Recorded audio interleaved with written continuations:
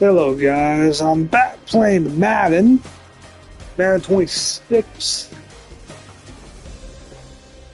Madden 26 here. And I am doing my quarterback, pretty much my halfback, and my linebacker. Those three I'm doing. I do 3 games, I might do a whole season with all of them. Don't know yet.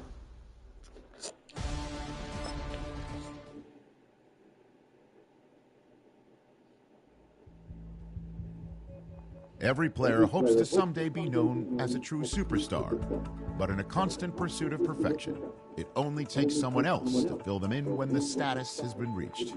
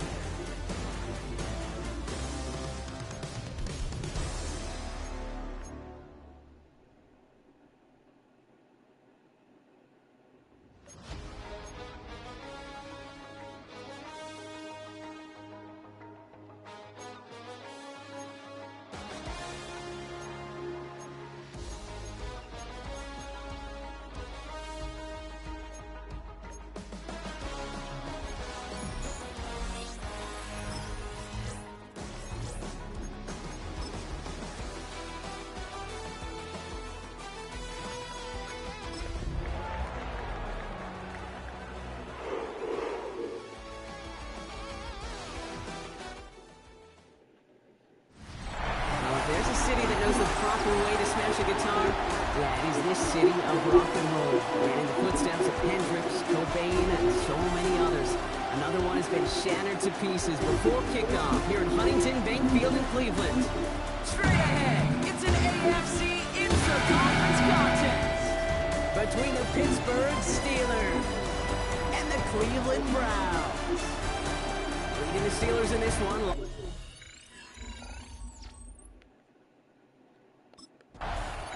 The Browns and this running back headed back out for a new series.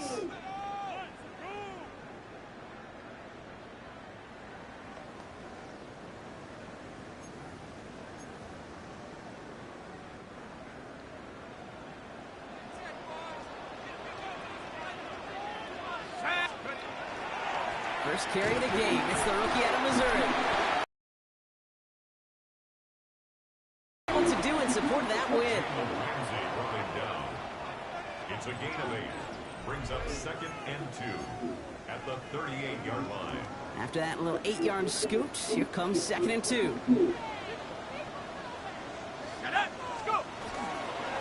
Back-to-back carries here. And he's down after getting this up to the 41. Manages a gain of 3 there. And that's going to be good for a Cleveland first down. First and 10 at the 41-yard line.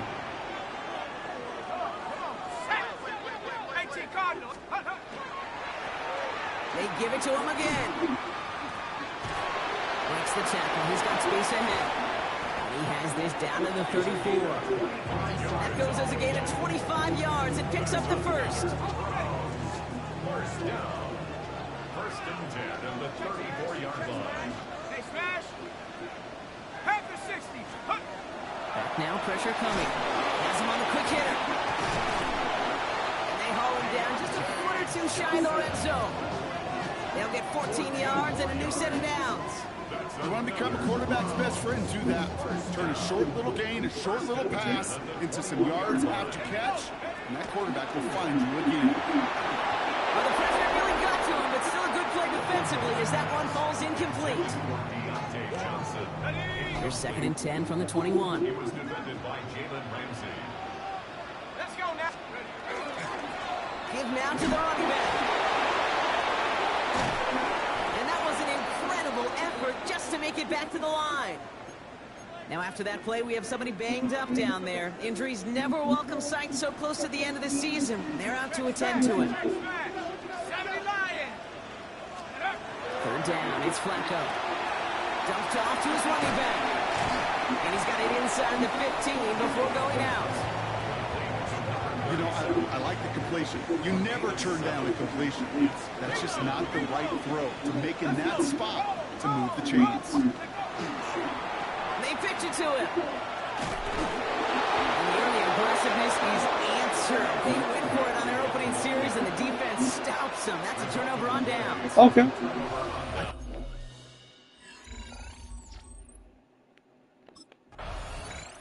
The Browns and their running back about to get back to work.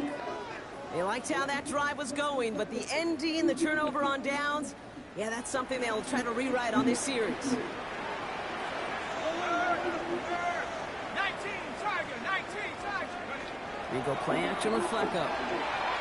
And wow, nearly a pick on that check down. A bit lucky that he couldn't hang on to it, and it fell incomplete. Almost a very quick drive, but the drop pick gives him new life. This is second down. Jerry Judy with the grab. And he is hauled down right at that midfield stripe. They pick up 14 yards on that one. And that's a Browns first down. Shotgun snap to Flacco. Dumps it off to his running back. And he's not going to manage to get back to the line even. Tackled for a loss. We've got second and 11. Brings up second and 11. Make it up. Up more. 60 Eagles! 60 Eagles! Right up the gut.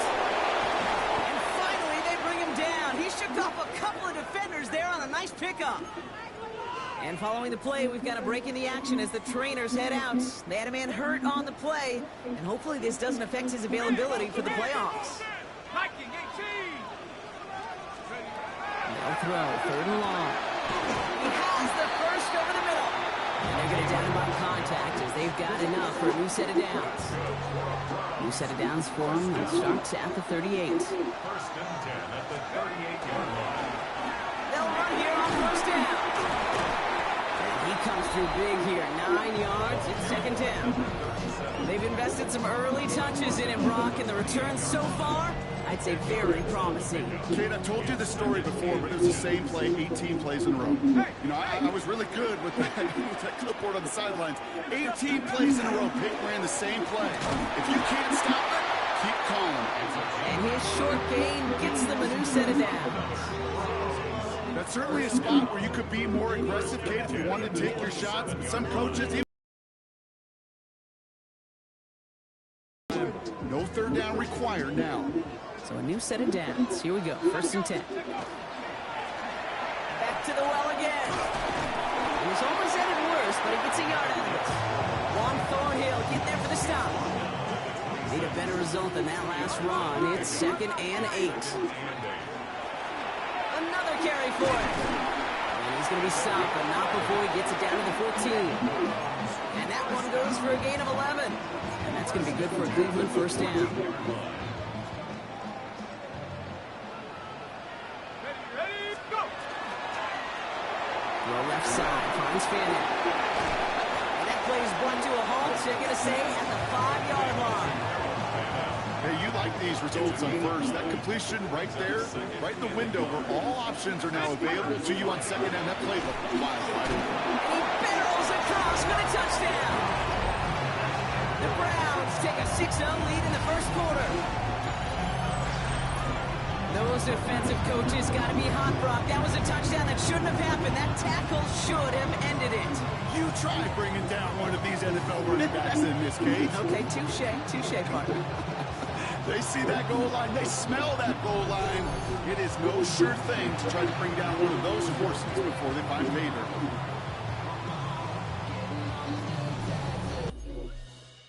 So, my plan is pretty much play like 3 games with Tyler Savage. Need to buckle down and provide some more opposition because he's gotten off to an excellent start here.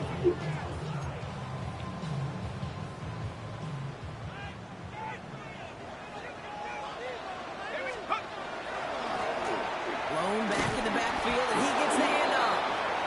Can't slip that initial tackle. Stops made for no gain on that first down play. I'm gonna make it out. At the 29-yard line. They'll run now on second down. He dodged the tackle and give him 10 yards there. A lot of work done as they set up third and very short. Offense headed to the line. Just need to punch it forward a yard to reset the downs. Looking to throw on 3rd and 1. He finds Njoku complete. He's tackled after getting this to the opposing 46.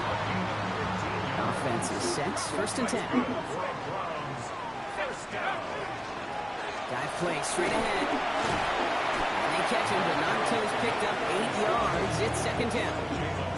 Well, that doesn't net a first down. You get yards like that in the run game, you will take it in the NFL.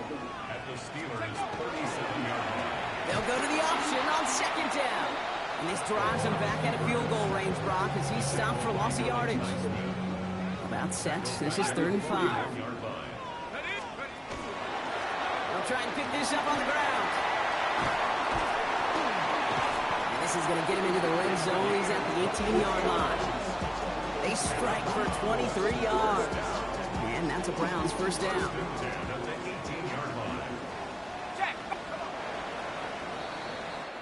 We're a quarter of the way through on this chilly winter afternoon. Scoreboard showing 7s on each side. We'll return to Huntington Bank Field after this.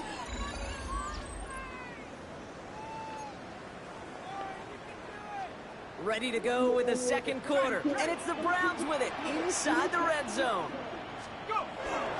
First down, and they go right back to it. Good run, gets him 7. That brings up 2nd and 3.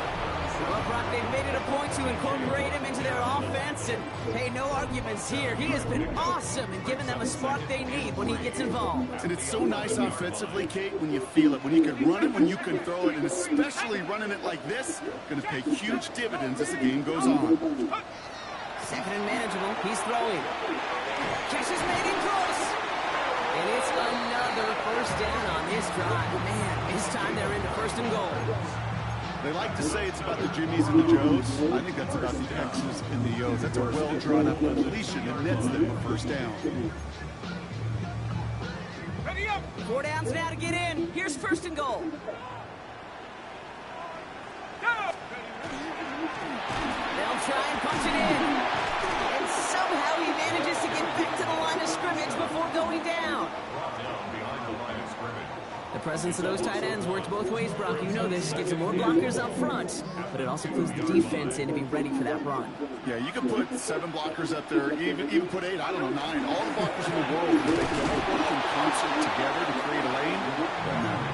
And the defense holds him at the 2, Brock. He can't get beyond the line. Still a couple yards short of that end zone. It's now 3rd and goal. Here we go. Drop goal. 3rd time's the charm. He gets it again. And he gets in. Touchdown. The Browns take a 2nd quarter lead. A lot of pressure on him in that moment, Brock. Find a way to score. Don't let it go to 4th and goal. And he finds a way to come through and gets in the end zone for 6. How about going off the goal line stand? Yet all that motivation wasn't enough to stop them on 3rd and goal.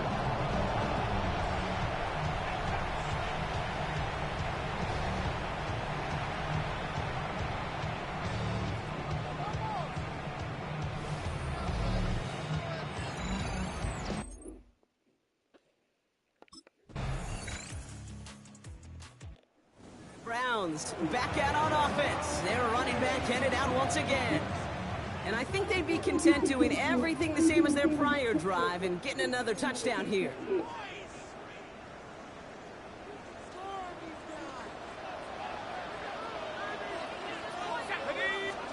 Flacco's going to throw here on first. Taken in by Fanning. And he's going to be driven out by a defender just before he can get it up to midfield. Pick up with 17. And that's going to be good for a Cleveland first down. Great start to this drive. They're up in the neighborhood of midfield after just one play. Flacco off the play action. Throw right side. Caught by Fanning. And he drives this across midfield and down into enemy territory. When you see play action, do all you can to get your eyes to the tight end, because that's your bread and butter. That play action gives him time off the line, helps chip a rusher, or even helps sell that fake. And then when he releases, he gets out, he gets some leverage. He gets to that edge before the defender can cover him. Looking for a pass on second and short. That one is incomplete. Couldn't hang on through the contact. Tough one to retain through that hit. But still plenty of options left on third and short. Offense headed to the line. Just need to punch it forward a yard to reset the downs. 19 Tiger, 19 Tiger. Back to throw on third down. That's caught for the first. Touchdown, Cleveland! The Browns take a second quarter lead. So, Brock, this offense starting to find its rhythm a bit as they finish things with a touchdown there to give them the lead. And the key word there that we said is finish, because you want to have that mindset, even early in the game, that field goals aren't going to cut it. So that's great work to make sure they finish with 6 points.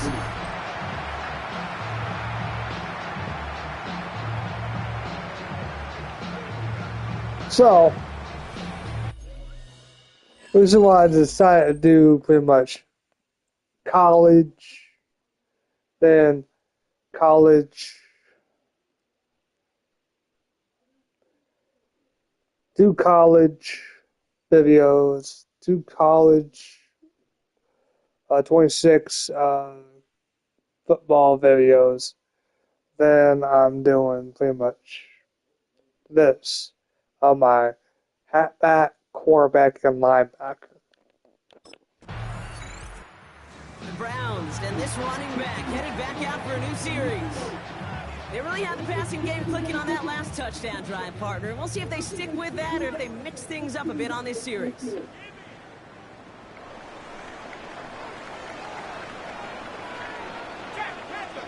go now. No. Back to throw on first and 10. He'll dump this one up to his running back, complete. I call this quarterback's best friend.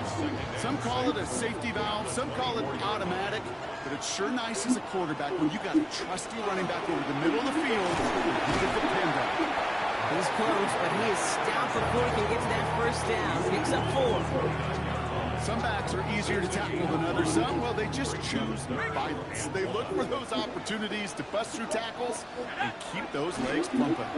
They pitch it out to him here. For a single yard. What an effort to get what he could there.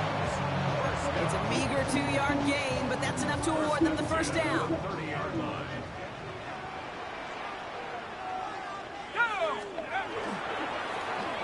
Here's the handoff. And they're all the way across midfield before he's brought down. Well, we see the medical staff headed out there now. We're going to get a timeout as they handle an injured player. Not what you want to see so close to the end of the season. Here we go. Back to 60. Changing things up. They're going to throw now. Gets it to him on the screen.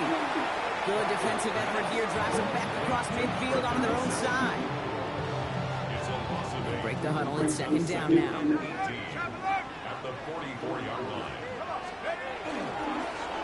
Plowing up the middle. And it's a nice gain off a really good effort there just to stay upright. The 6-yard pickup leaves him with 3rd and 11. That's a gain This dude was just not going to be stopped. Not by the first defender. Heck, not even by the second one who was able to bring him down. No, it took a few shots before this crew could finally get this piece down. His run, that's about 4. Browns returning their offense and this running back to the field.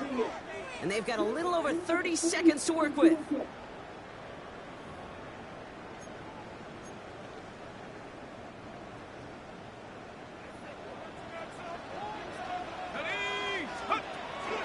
All right, keeping it simple. They're just going to call it give right up the middle. And he picks up a good chunk of yards here. Looks to be about 7. He's up to the 37.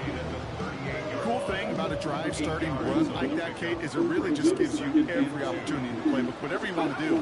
But as for me, I'd like to reward that one. Give it to him again and see if he can get you a new set of downs. They're going to bring him down just after he crosses the 50.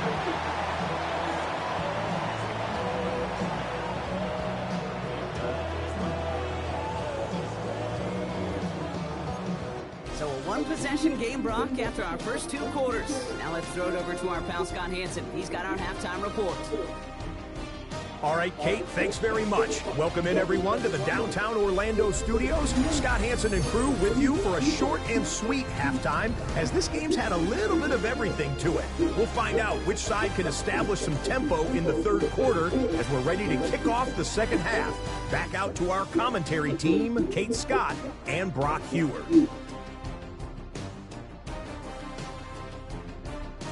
13 verse 6.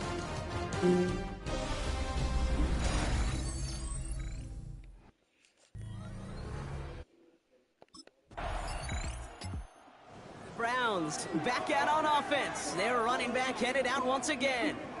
They've certainly had no issues scoring, but their opponents have been right there with them, so they could really use some more points on this drive.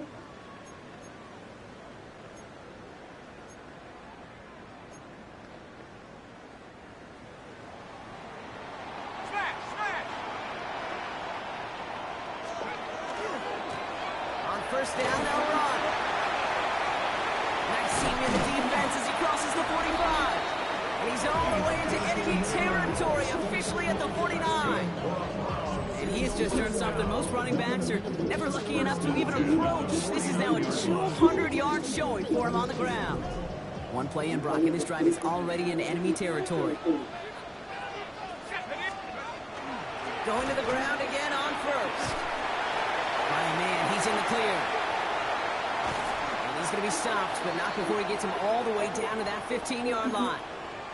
And now we'll get a pause here. Trainer's headed out to take a look at an injured player. Let's hope it isn't anything that's going to keep him from finishing this season strong. From the red zone now. This one's caught. It's a Cleveland touchdown. The Browns push their lead further to start the half. David Njoku, the touchdown. Now in a close game, they needed somebody to make that type of play. Now it pushes their lead to a... So, I already got 5+ passes. Got 17 passes. So,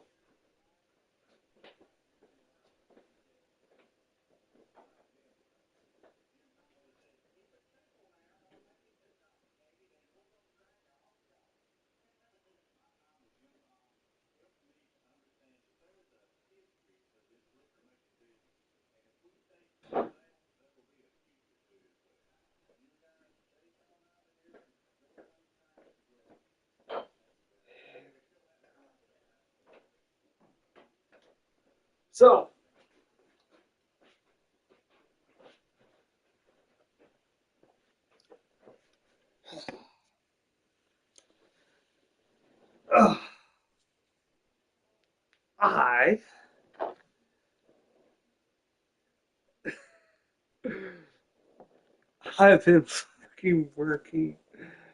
Well, not working, but instead of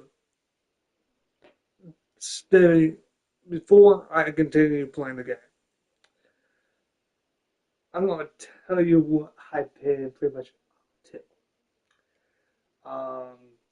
So I've been working on pretty much my stories of the Wanted Boys series and pretty much a few Matt the Hub stories as well. That is totally, totally fucking insane. Totally fucking insane. It makes it got the dark sense of humor I like and my buddies like.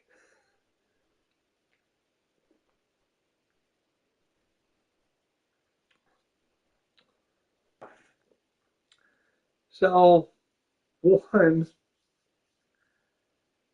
one is the One Boy series, and one is the story of how everything happened before the younger years. That a little bit fucking more messed up than pretty much all the others. But that's how pretty much everything pretty much started and pretty much how it is now. So the part where I'm now, because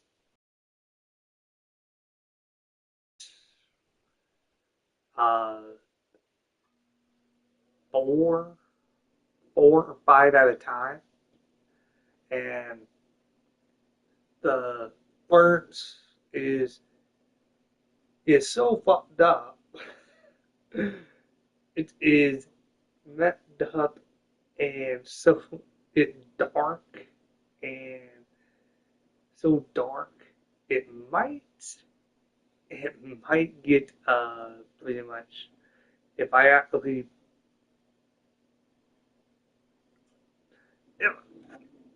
actually post it, I think people actually might actually love it.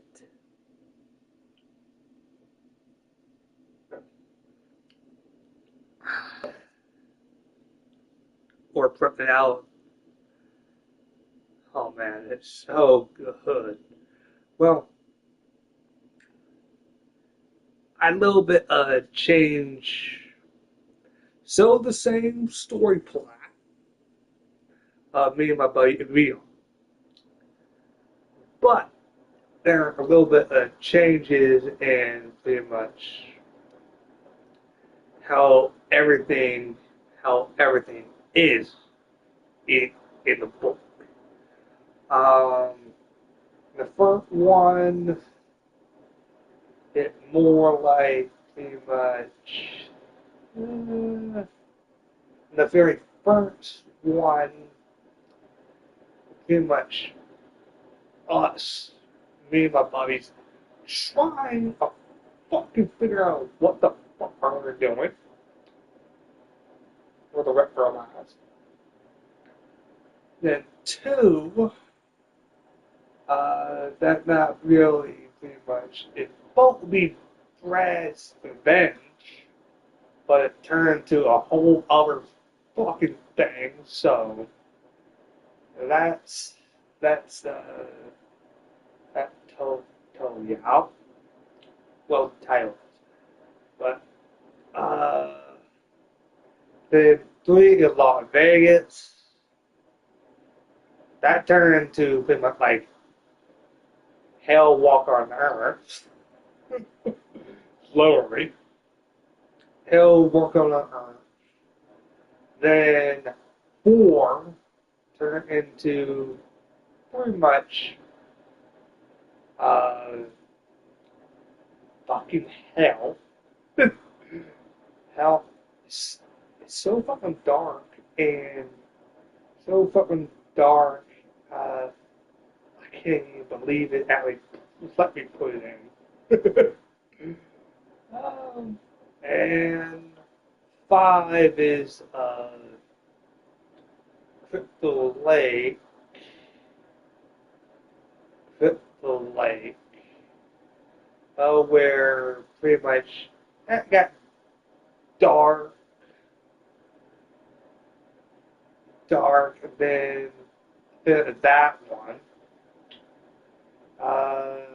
And then got six, sit-free cities. Turned out to be pretty much sit-free cities, but it turns out to be pretty much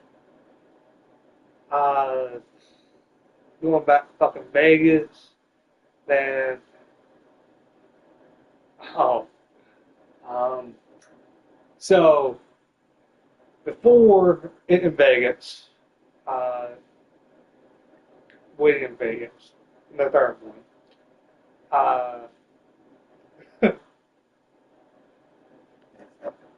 I fall for, well, in the book, I fall for pretty much the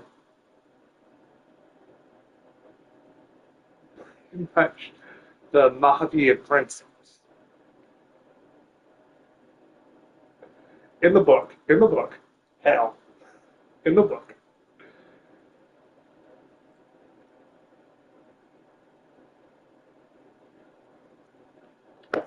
In the book.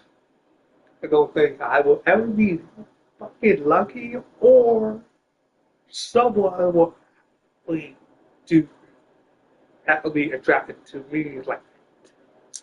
So, in the book, I'm more, well, basically, I'm dark in real life. I'm real dark with my humor and I don't got no fucking filter. I don't. So in my book, my character is a whole lot more darker and pretty much more cold and more like not heartless, but when you push my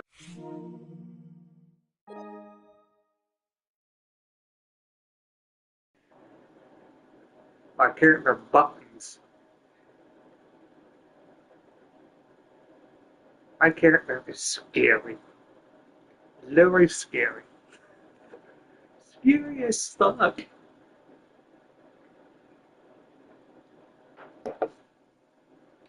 So in that one, in 3, got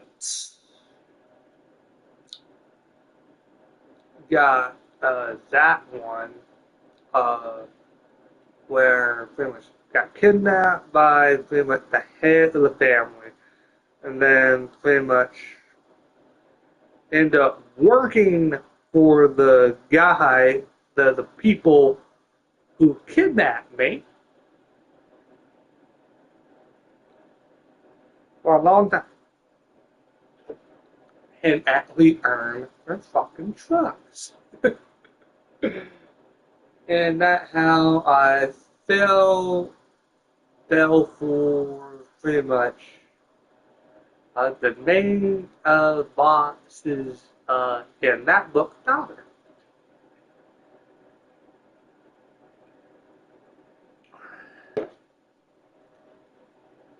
What? A lot of it was pretty much dark. Well, that the most darkest one of my book is on my books is when I put in the book a backstory on how how my character became how he is.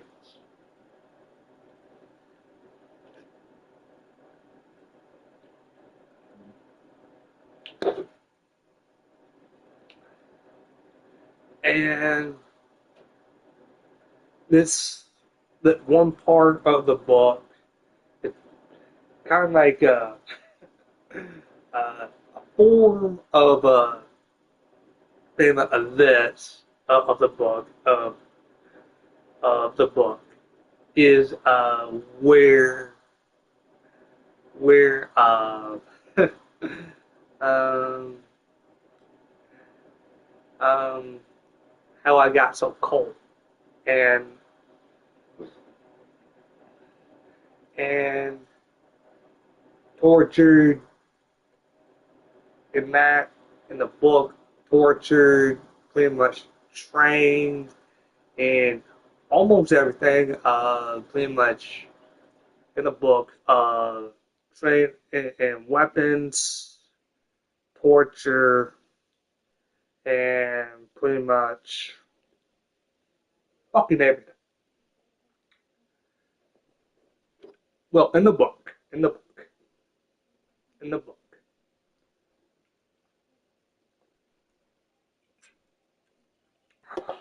I don't know what that one, the name of the book is.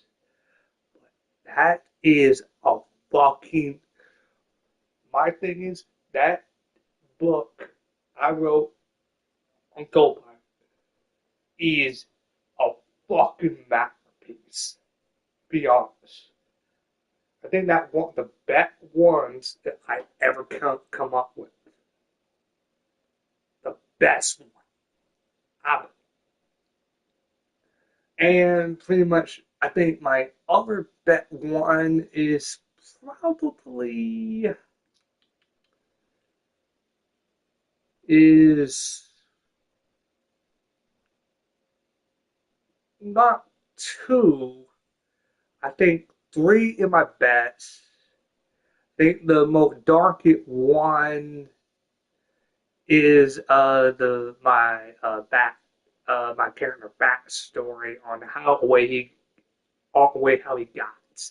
But it dark funny and it ends up with me with my character um, throwing um, a lot of shit, a lot of the bad guys off a cliff. Lord, it fucking hilarious. Fucking hilarious.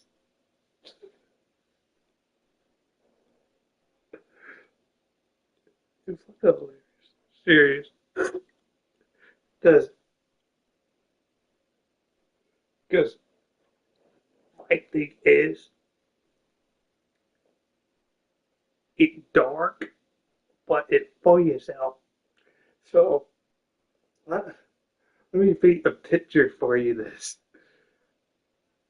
My character is just battling almost every fucking thing. Every fucking thing. And of course, right by my side is pretty much some of my friends. Uh, let's see, Tommy. Tommy. Don't he's the awkward, funny guy, but you don't think he's tough, but you know he can handle himself if you push his buttons in the book. So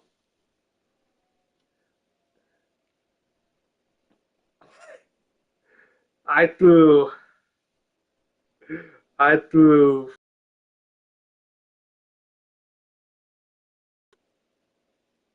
three bad guys off a cliff and Bear and almost went down with all three. I keep defying gravity and grabbing a branch. And then all of a sudden,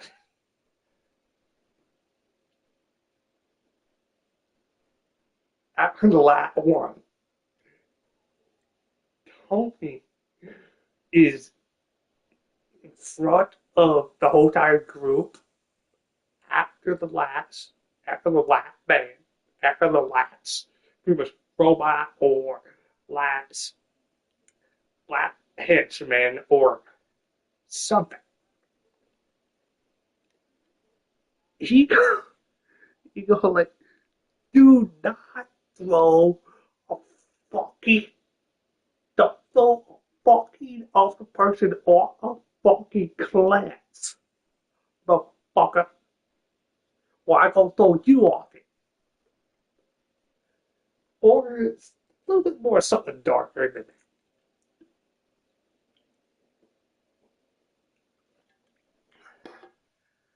But my thing is, I think that one of my bet ones, I don't get a title for that one yet, but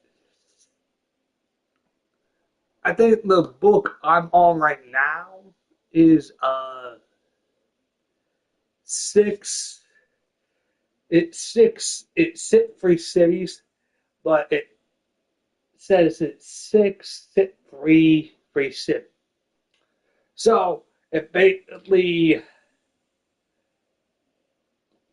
the aftermath of five in Cripple Lake, and that one's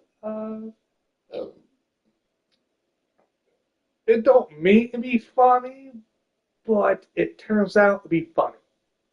No, turns out to be funny. And then my other book of the one of the boys is Younger Years. Before the whole group pretty much got into a lot of trouble. Well, one person got in trouble in that book, and I'm not telling you who. It's definitely not my character, him, because I was silent. But it unnerved it motherfucker who always says he's not in trouble, but he always voting for him for his life.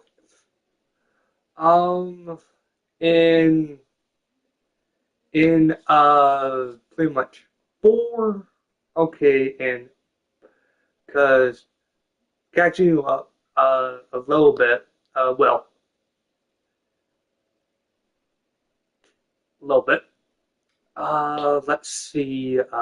Four is Africa. Trip to Africa. That was a little bit more dark humor. Dark humor, and it's more darker and it's more heart-throbbing. What I mean by heart-throbbing is it more like a lot of pretty much heartbreaks and a lot of pretty much you don't expect someone to actually pretty much one of the characters dies off. Yeah. Not telling you who. Not telling you who.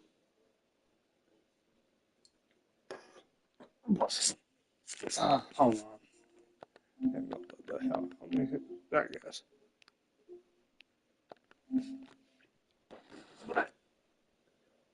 So that one turns into hell, but it's a good book. It's a good fucking book now. Hell. Fucking shit. Me.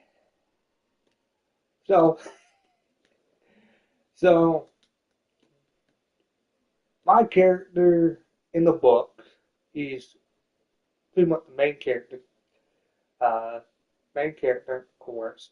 And then also pretty much my character is pretty much more darker version of me, darker version, darker version. Um, but in in two in two that turned out to be not Bradley Ben. That turned out to be Toe, something fucking different. Turned out to be a whole lot better than I give it credit for. It um the also the also the other crazy books that I'm pretty much writing are Adventure of Monkey Nuts. It's so messed up, so fucking messed up. It not turn out to be like I described it. Turn out to be uh a messed up book about Milo Group. Milo Group. I didn't even put me in it. I didn't even put anybody in it. Anybody in it. It just said, oh, fuck it. Let's just do it. So, so it's pretty much a messed up book where where pretty much is Monkey Nut Adventure. But it's basically not about a monkey, it's about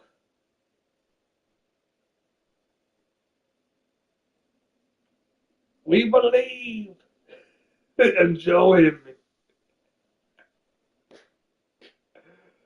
But uh that one turned out to be a whole lot more funnier but dark funny.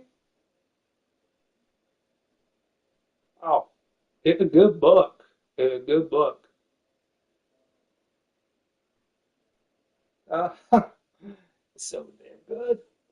Well, it my sense of humor. So is the Wonder Boy series.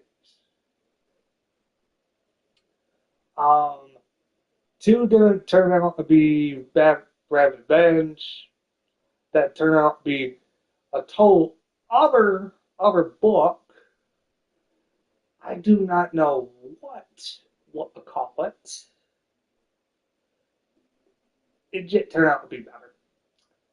Um, the other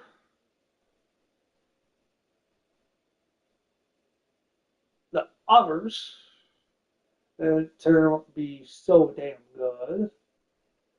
I don't expect the backstory of my character to be pretty much good and well.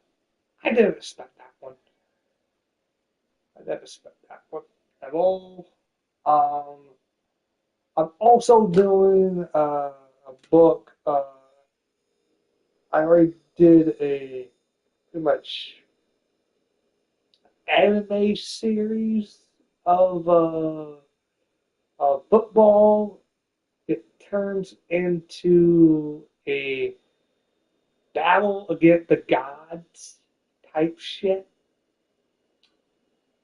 Serious. I got bored and I just said, hey, let's just wing it. Um, the working on the younger years, and then working. I think I'm going to be working on after I get done with 6. I'm working on 7, and that is going to be. Oh, it's not going to be. It's not going to turn out like we suggested. Just tell.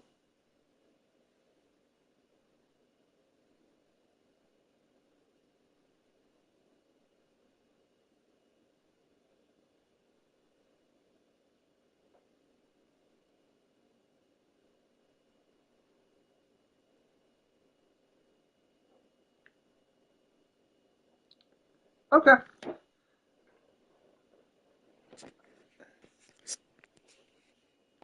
Scores makes a comeback that much more difficult. You know, Kate, their offense did its part and padded the lead. Now it's... So, what? Browns, and this running back headed back out for a new series. And unsurprisingly, Brock, a great day on the scoreboard so far for him. Has it with the advantage as we move through this third quarter.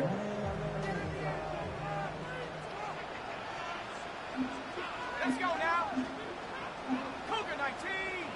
Take go. Blown back in the backfield, and they Oh, get it to him. come on. They blow up the opening You play of move this him the drive. fuck out of the way, Aggressiveness bitch. From this defense. And they went 3 yards the wrong way to start this drive out. Here's 2nd and 13.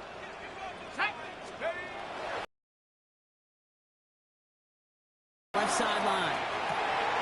He's got it deep downfield. And he's going to score. Touchdown, Cleveland. The Browns make it a 16-point ball game. It's a Jerry Jeudy touchdown. Oh, that's not fair. He's got every route in his back pocket, but sometimes simple is better. No complicated cuts, no double moves. You just go run right by it. So, I don't got a name for that one arc, pretty much where or how I got so fucking dark. No, I don't got a name for that one yet. Browns returning their offense, and this I don't. running back to the field. They're Uh, already up by 2 scores, Brock, but another one here would really put this one out of reach. On the double.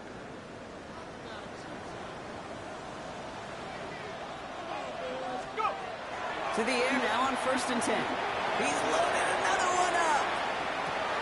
Brought in inside the 20. They rip up a huge chunk of field as the downs reset. It began at the 30 and has now jumped to 1st and 10 all the way down inside the red zone. Now we're on the counter. oh damn! It's a Cleveland touchdown. Look at that one. Can put this out of reach as they make it a 16-point lead. It was just a couple years ago when we saw But- these running backs get some market and not get their money. With a performance like this is how you get paid. You show you can do it in a multitude of ways. Catch one for a touchdown through the air, pound 3 of them on the ground for 6.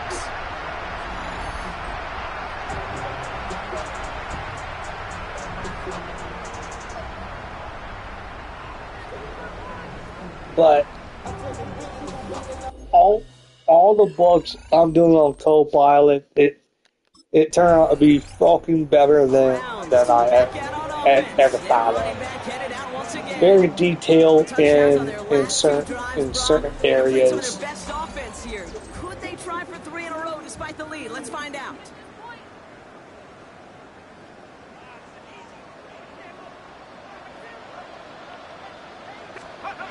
Blown back gets the handoff. And he's taken down as they very quickly get into 1st and goal. Well, more often than not, it's the passing game that's asked to go from 1st down to 1st down in just one play. Get that big play potential on the ground. Jeez, it just infuses your offense with confidence. Right back to him on 1st and goal. And the power play up the gut only results in 2 yards. Hey, I get it on first and goal, right? A lot of teams like to be conservative and limit risk. Even if a run is stopped short, you still got 2, sometimes 3 downs to play with. They give it to him again. And once again, he doesn't manage much before getting brought down. He gets him halfway there with a 3-yard gain. They'll need 3 more on 3rd and goal. Okay, this is going to be a fascinating call because defensively, you've stopped the run twice now, and I think you believe on that side, well, they got to put it in the air. But this is also where the offense could say, we got 2 more shots. Let's continue to pound the football. Can't wait to watch this one. And once again, he doesn't manage much before getting brought down.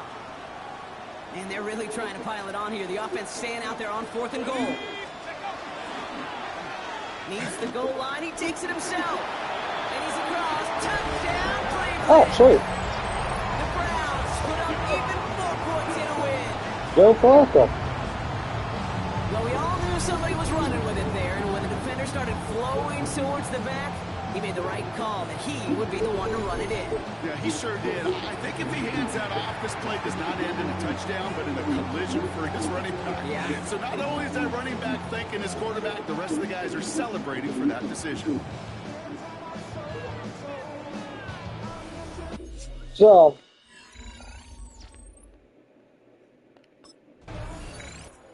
The Browns and this running back headed back out for a new series. They're going to win this game, but with touchdowns on 3 so straight since drives, pretty much they're probably that going to it want to take keep that streak going. since that one it taking so long, I'm gonna cut that one down to 1 game, and then I'm gonna They'll run here on 1st down, and he gets it past the 15 say down to the Steelers side of the field. Following the play, we have an injured Steeler. The training staff out there to check on him as we take a pause. Hey, check that. Street. Here we go. Chap. Cowboy 80. Street. Let's go. 2nd down pass play coming. Finds him over the middle. And they're going to bring him down at the 36. Pickup of 12 on that play. And that's a Browns 1st down. And the Browns, 1st down. Out of the gun, they'll give it to him inside. Made at the 10, 1st and goal coming up.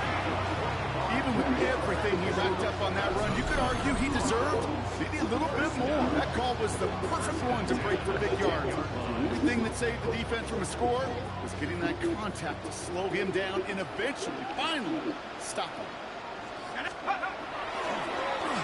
Back-to-back carries here. And it's a game down to the 5-yard line. All right, we'll take a brief timeout here for an injured player. Never something you want to see this late in the season. They're going to check him out. Back to the well again. And they find him after just a yard. It's 3rd down. That's twice now where runs have not gotten them into the end zone, but you kind of set yourself up. Actually, you set yourself up really well for a little play action right here. And it's brought in. Touchdown. Dude. The Browns keep running away with this. It's a Jerry Jeudy touchdown. His 2nd scoring catch of the game. so Slant route, as it does so many times every game we call, Brock. Paying dividends. Made that touchdown look a lot easier than it was. An uncontested release that close to the end zone.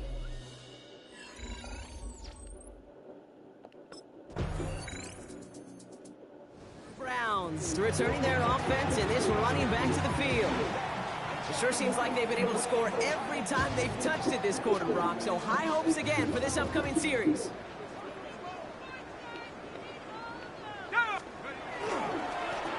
Right up the gut. Fights his way through a tackle. He's off to the races. 40. He's at the 30. The 10. And he carries it in for the touchdown. The Browns are running them out of the building. He just keeps scoring and scoring it. Look at the juice he showed on touchdown number 4. He actually looks like he's getting stronger and faster as this game goes along. Just wow.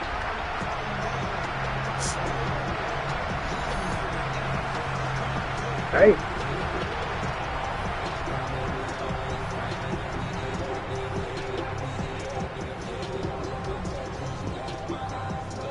Oh, bit my childhood Savage breakout game. Yeah. Okay. Good. He got. The Browns back out on offense. They're running back headed out once again. They have been automatic scoring in this quarter, and yet another opportunity to do so here. 399 yards, 5 touchdowns, and 39 rushing attempts. Out of the shotgun, they'll give it to him inside. Well, even a great game is going to have its lesser moments. You can't get anything out of that carry. Stop for no gain. Last run only gained a yard. That means it's 2nd and 9. 60 Bison, 60 Bison. Another carry for it. They don't get the stop until he reaches that 25-yard line. It's a gain of 12 on that one. And that's going to be good for a Cleveland first down. First and 10 at the 25-yard line. Give now to the running back. He hits the lane perfectly for an 8-yard pickup. It's 2nd down. He's tackled at the 34-yard line. A gain of 9 brings up 2nd and 1. Go.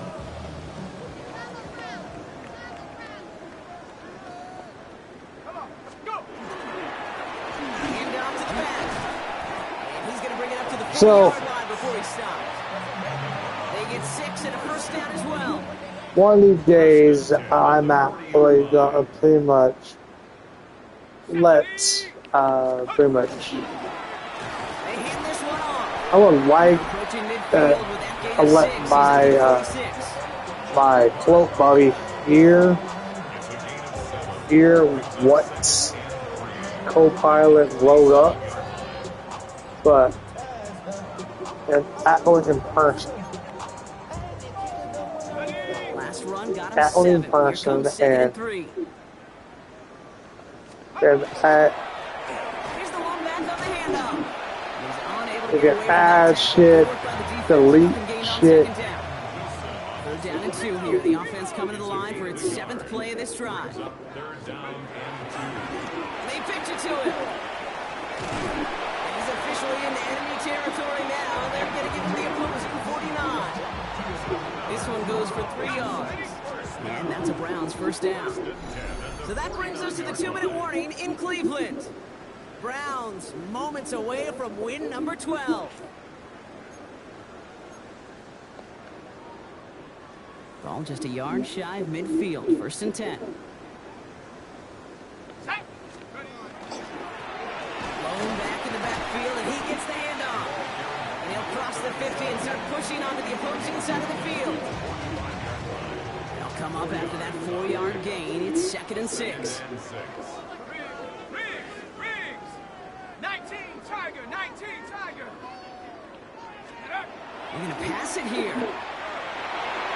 He dropped it. He dropped the interception. That was a risky throw and a check down of all things. Okay. And All he right, went the other fine. way, but only an incompletion on 2nd down. Street. Rocco 80. Say, hey.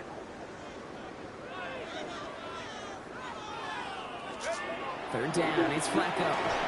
That is incomplete. He keeps feeding it to his back, but this one a rare Okay. miss. That's going to bring up 4th down.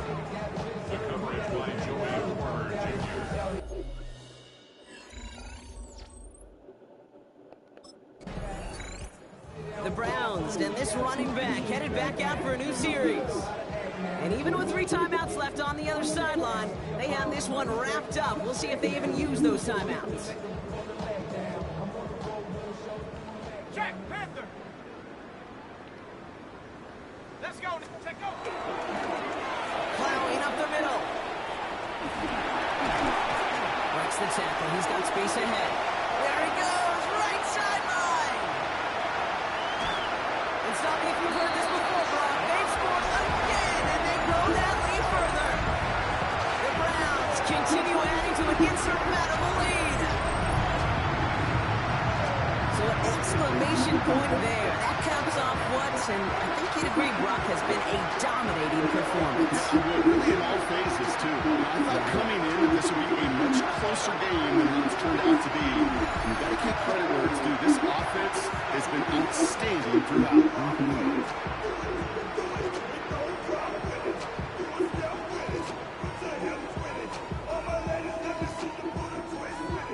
I know I'm going to get with my copyright because of the music in the background. I can't even change the music in the background. So to a chorus of bucks from the dog pound, the Browns take the win at home. Man, they were facing a top-5 defense this week, Brock, but they made them look anything but. What a great performance to get this win. Yeah, you did come in, Kate, with this mystique of 28 facing rushing the best attempts, defenses in the league, but as soon as you get 514 those yards, first 6 points, you touchdowns, realize, you know 56 what? They're mortal just receiving like the rest yards. of us, and they took the fight right to them. So,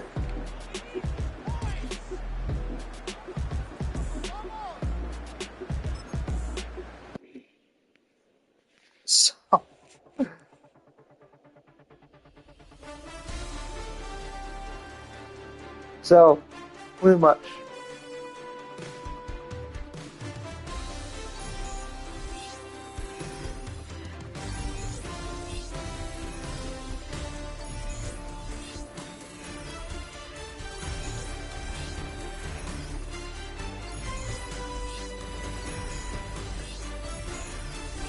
So with that,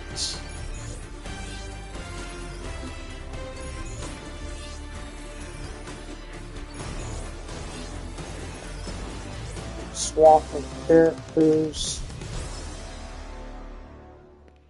to Cody Hill here.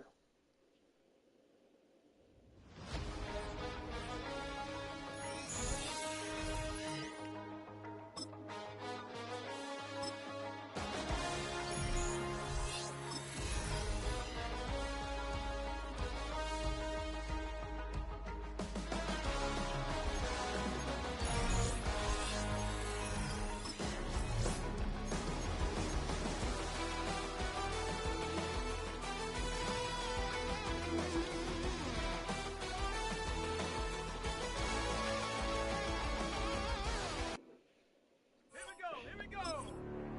70, go.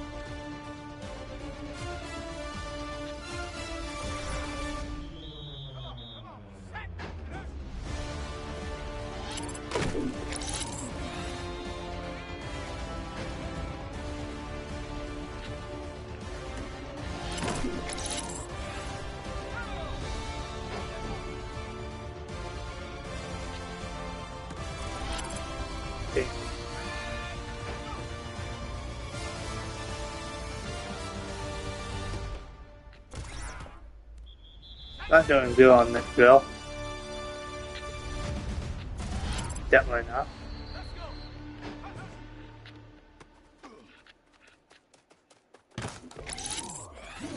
Let's go now. Ready, ready.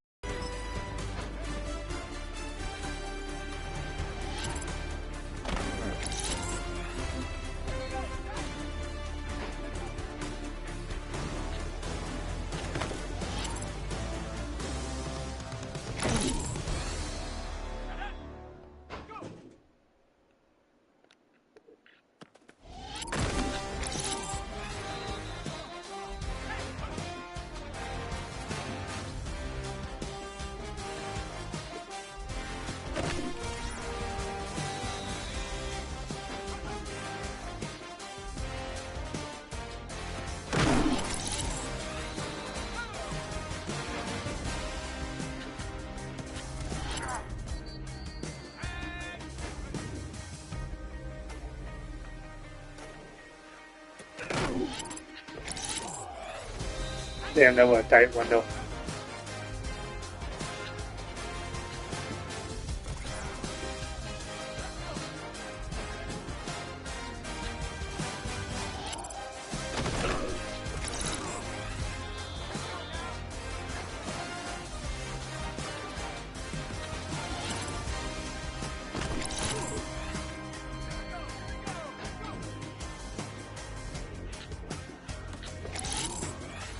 Okay, I got bronze.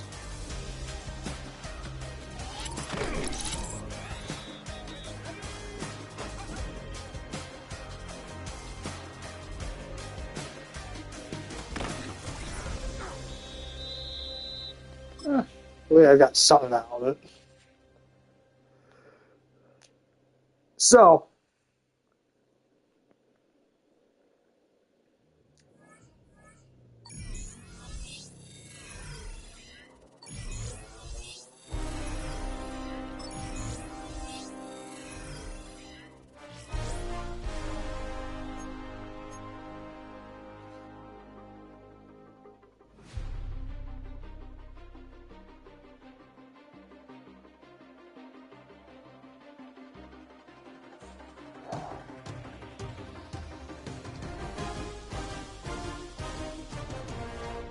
oh god, I gotta figure out something.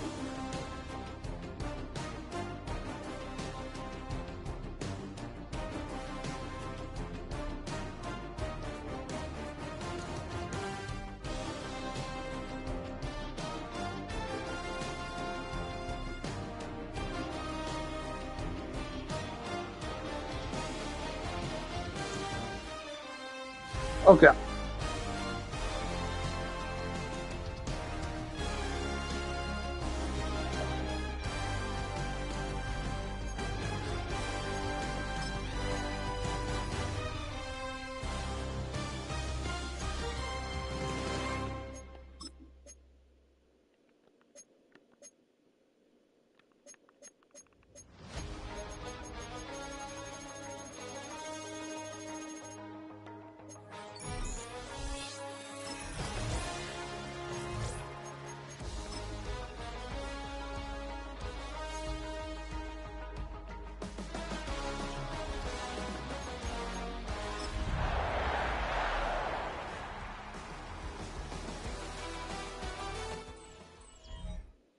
EA Sports coverage of the NFL brings us to the Midwest.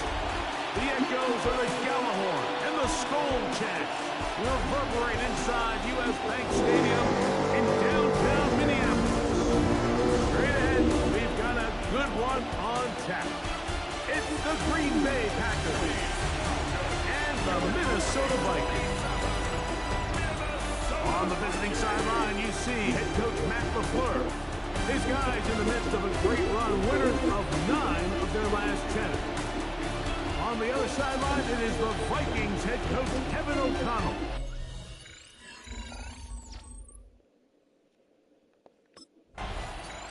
There's Matt LaFleur, head man in Green Bay as his Packers head back onto the field. They'll search for the first points of this game as they begin the drive on 1st and 10.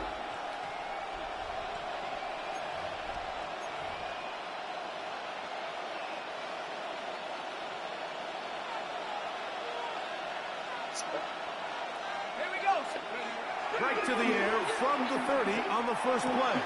And that one is complete along the boundary. Good job of getting those feet in bounds. That's the first grab of the game for the man leading the entire league in receptions coming into the weekend. He gets his team a first down. The tackle is going to be made down at the 40-yard line. What a job there. Using his legs on the run. Pick up of 19, and that's a first down. On play action, he'll set up to throw. That is incomplete. No way to force the football in there. Good coverage. It'll bring up second down. Brings up 2nd and 10 at the 40-yard line. He'll look to throw. Catch is made by Romeo Dobbs. He's going to be taken down at about the 30. Set to go now on 1st and 10. It's a gain of 10. Off play action. He'll set up to throw. He's got it at about the 8. And they are in great shape. He's taken down inside the 10. It is a gain of 23 yards. And now they'll have 4 shot attempts. It's 1st and goal. Great chance to make an early statement here on the road. It is 1st and goal. To the 5-yard line.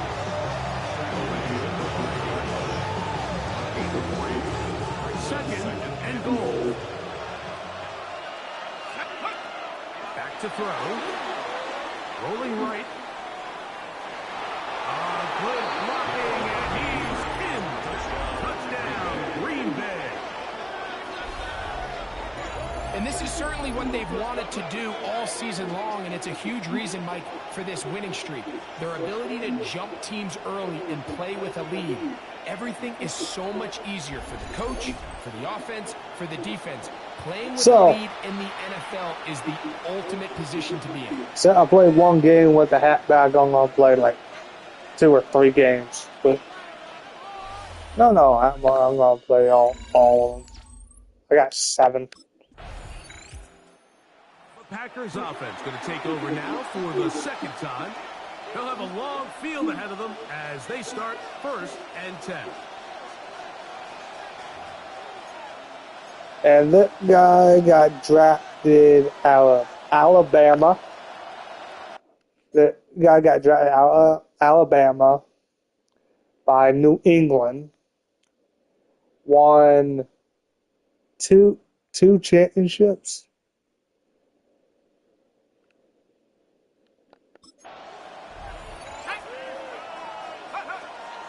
Now, faking the give. Right side. Catch made by Dobbs. And it'll be taken down up past the 40-yard line. Another great throw I wonder there, Mike. And when you take how a look at the long numbers, they will certainly Joe are. Henry He has just actually been flat out terrific keep in the this first championship? half. His ability to spread the ball around, take what the defense has given him. They've certainly had a lot of success here early on. Now they'll set up to throw. Oh, he's going to be blocked. What are you doing? Okay, fine. Fuck you. On the defense. It's 2nd down. He'll drop to throw. He'll air it out down the middle. That is caught. And he will go all the way. Matthew Golden. Touchdown, Packers. That is 16th touchdown of the year. Well, on one sideline, you're ecstatic. You couldn't have dreamed up a better start. 2 drives, 2 long touchdowns. But then across the field, they've got to answer some hard questions. They've got to figure out exactly what they're doing wrong defensively. Oh, because But Packers offense ready to take over possession of the football. We'll see how they want to attack things here, backed up deep in their own end. It's 1st and 10. Ready, break. you got Jacobs, you got Golden. Now the first carry of the game for Josh Jacobs. And they're going to get him down right at the 25. It's a gain of 16 and very quickly a 1st down. really nice explosive play there on the ground. And tell you what, for these fans sitting in the stadium, they're not used to seeing their home team pushed around. So continue to be physical at the line of scrimmage. Mix in the runs with the pass. And they can continue to generate these big explosive runs. I don't think they need to go away from it. A gain there of 27 yards. They'll come up here, 1st and 10. That one incomplete. The defender right there to make it play. Okay, fine. Fuck you. It's 2nd down and 10. Off the play fake. He'll look to throw.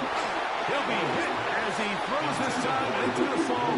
Incomplete. They might be fortunate just to avoid the sack.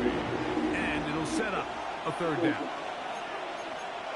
Let's go now. Hill look to throw. Nowhere to go. He is Ain't they gonna block?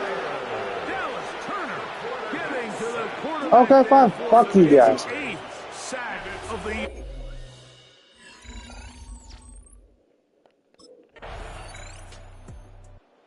Packers offense ready to come back out for this next possession. Their lead sits at 14-0 here in this second quarter. Looking to run away with this one before halftime.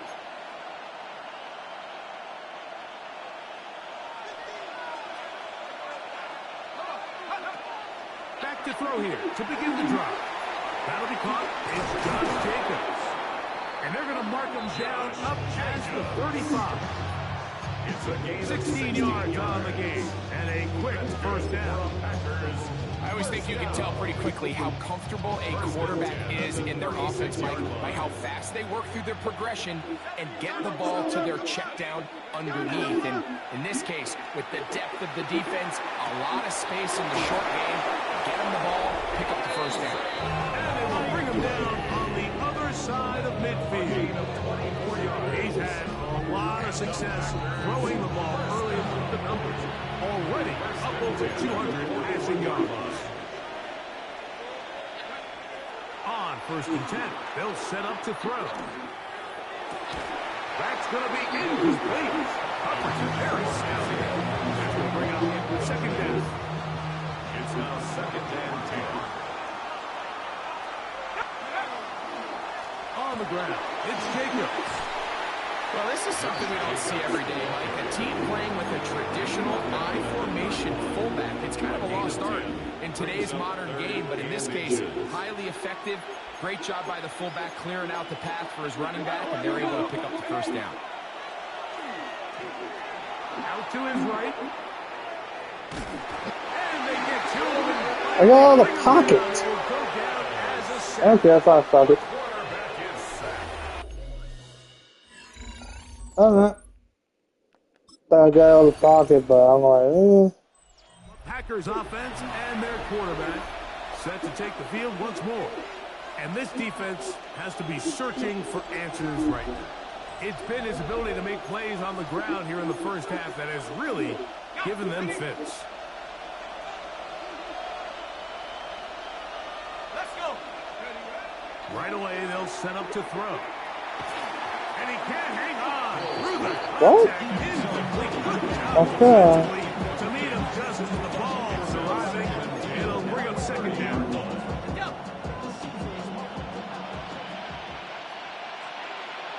we go. Shot, go.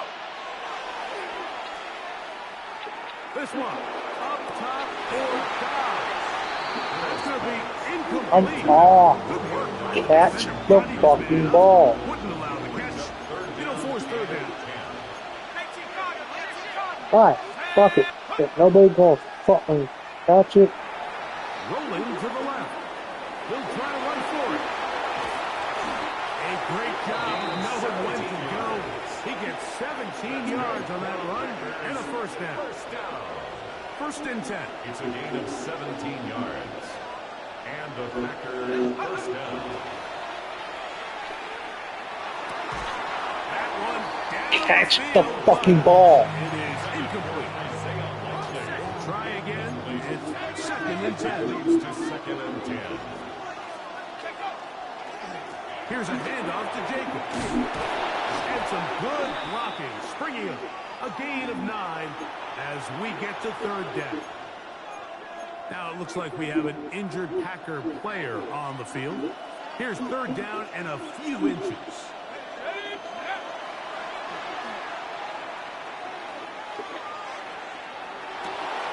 That one caught.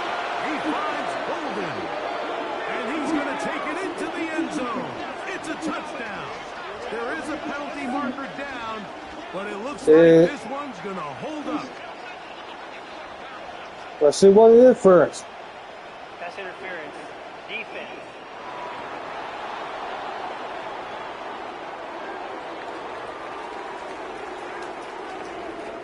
I got my mark. Thanks. There's somebody know how to fucking catch fucking ball. Comes the Green Bay offense now as they get set to take over again. The lead is 17 as they try to maybe pull away in this one. It is 1st and 10.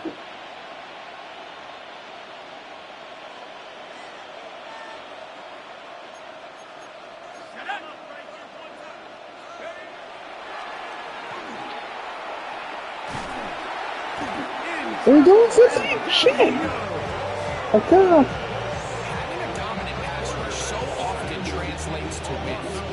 That's hardly been the case here, Mike. And they're able to add another sack to their total before half, and that's great.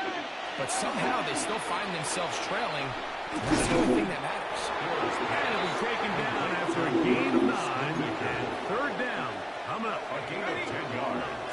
And it's 3rd down.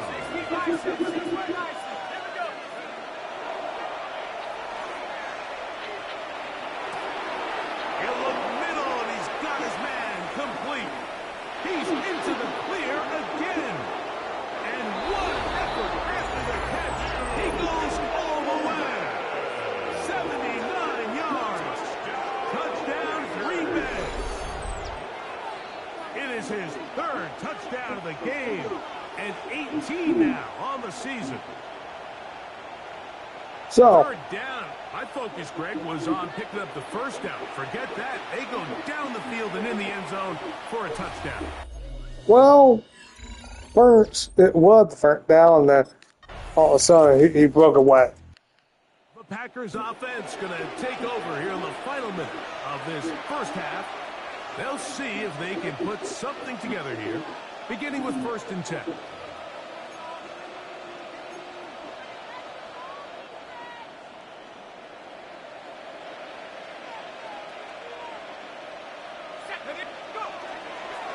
And they're just going to run it here up the middle. And good, hard running there. He'll push his way forward. Gain of about 5. They'll break the huddle. It's 2nd and 5.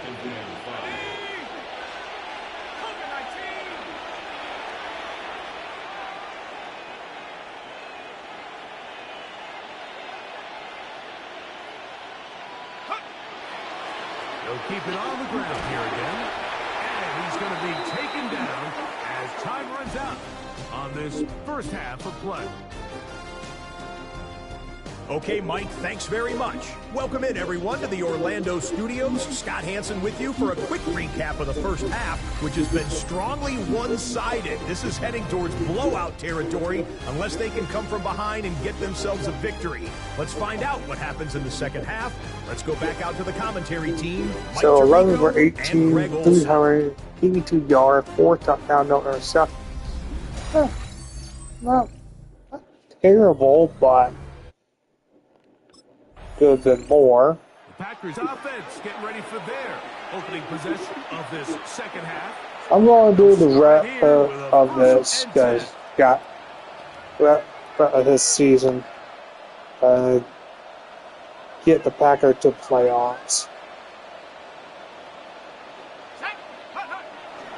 On the ground, it's Jacobs to start the drive. And he's got it to the 35-yard line. Terrific starter there. Gain of 15 and a 1st down. Ball out to the 35-yard line as they come up for 1st and 10. 1st down, Packers. And he got rid of that one quickly before the receiver knew what was going on. That's incomplete. 2nd and 10. Leads to 2nd and 10 at the 35-yard line. That complete to Jacobs. And he's going to be brought down up past the 45. Gain of 10 yards. Another great throw, and that's been the story as you check out these numbers. I mean, he has done everything this team has asked of him and more. 1st downs, and they're at the 46 now. It's 1st and 10. They'll run with Jacobs. Not much happening there, just a short game. So everything this defense talks about, Mike, is creating negative plays. It's one of the best run defenses in football. Everything is about suffocating you at the line of scrimmage, make you work for everything you get. And that one's incomplete, but a late flag comes in. Looks like he might have gotten there early.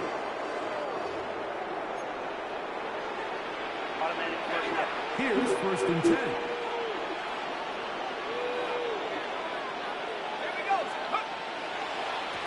Now, Jacobs. Nice job by the running back making the first guy miss, but it's the pursuit by the entire defense. Even though he doesn't get him down on his first try, the rest of his guys are all rallying to the ball, and they bring him down for a short gain. Going up top. He's got it! And they're going to get this all the way down inside the 5.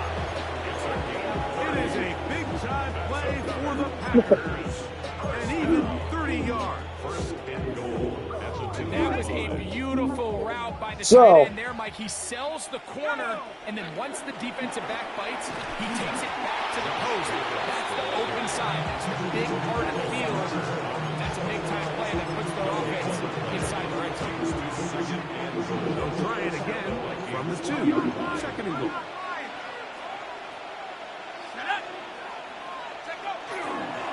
Jacobs is in. Touchdown, Packers. Greg, nothing changed at halftime. They come right out to start this 3rd quarter and pick up where they left off. Well, I think this defensive coordinator is going to think back to his halftime speech, Mike, because whatever adjustments he thought they made, it obviously didn't resonate. What we saw happen in the first half, they picked right back up here to start the 3rd quarter, and at this point, the offense has hit its stride, and they continue to pull away.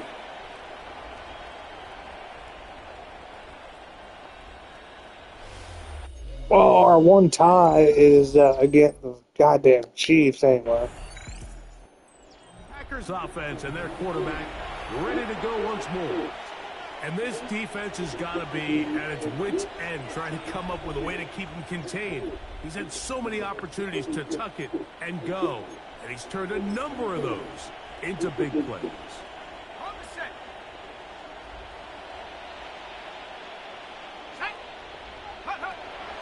They'll come out throwing here to start the drive. And he'll be taken down up past the 40-yard line. It's a terrific start to this drive. Gain of 23 and a 1st down. Let's go. 1st and 10 at the 43. They'll run the draw with Jacobs. Get the fuck out. Oh, what a run. Down inside the 30-yard line. That's another Packers 1st down. 1st and 10 at the 28-yard line. Here's a design run. And he maneuvers his way forward. A gain of 6. And these are body blows on any defense. This quarterback has the ability to make guys miss and do a lot of damage in the run game. That's a nice pickup there. From the 22 now, here's 2nd down and 4. 18 Cardinal, 18 Cardinal. He'll run again. And he'll get it down to the 12. That'll give him a new set of downs in close. We're starting to see the fruits of their labor paying off here. I mean, they've used this run game to throw a bunch of body blows throughout the entire contest. And while some of the carries... He's got his big tight end. Isaiah Likely. Touchdown, Green Bay. Touchdown, Packers. That is yet another touchdown pass. What a game he is having, throwing his 4th touchdown score of the game. It's one thing, Mike, to throw 4 touchdowns, but it's really the ease in which he's carved this defense up that has stood out the most. The defense has had no answers for this passing game, and he has just completely had his way with this group.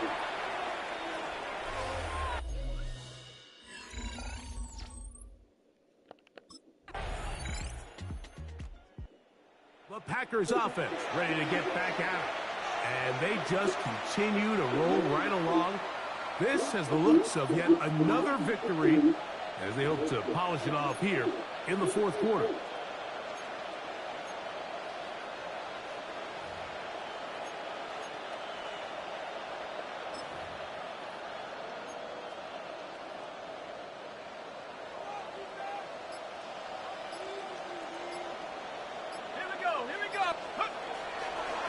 start on the ground with Jacobs. Nice game here. He's going to be marked down at the 35-yard line. They get 13 to begin the drive. It's a first down. From the 35, it's first and 10. Gain of 13 yards. And the Packers first down. Escaping to his left. Taking off. Initially, Mike, a really good job by the defense. Nowhere to go with the ball from this quarterback. He's forced to pull it down and turn into a runner. A little slow reaction, and he's able to actually pick up a pretty good game. Now quickly to Golden on the RPO. He'll get him down after a gain of 5, but that is enough for a first down. You think back to the first half, Mike, just how well he threw the ball, and you thought maybe this defense would come up with some answers in the second half to slow him down, but so far, that has proven to not be the case. He's got his tight end likely downfield. And they're going to move this ball inside the 25-yard line. They'll break the huddle. Coming up now for first and 10. They'll run it straight ahead with Jacobs. And he's going to be brought down just outside the 10-yard line. Give them a dozen yards on that one and give them first and goal. So when you're evaluating the impact of a team's running, I think it's important at the end of the game to look back and say, okay, how many yards did they run for? But more importantly, when did those yards come? Did I run for those yards in the fourth quarter, which typically means I had the lead? That's the sign of a successful run game, as opposed to getting a lot of meaningless yards early in the game. So, At the 7-yard line. A run up the middle with Jacobs. And the defense stiffening here. He'll get back to the line of scrimmage, that's all. Third and goal coming up. A gain of 1 yard. keep listening. It's now third Keep and listening. goal.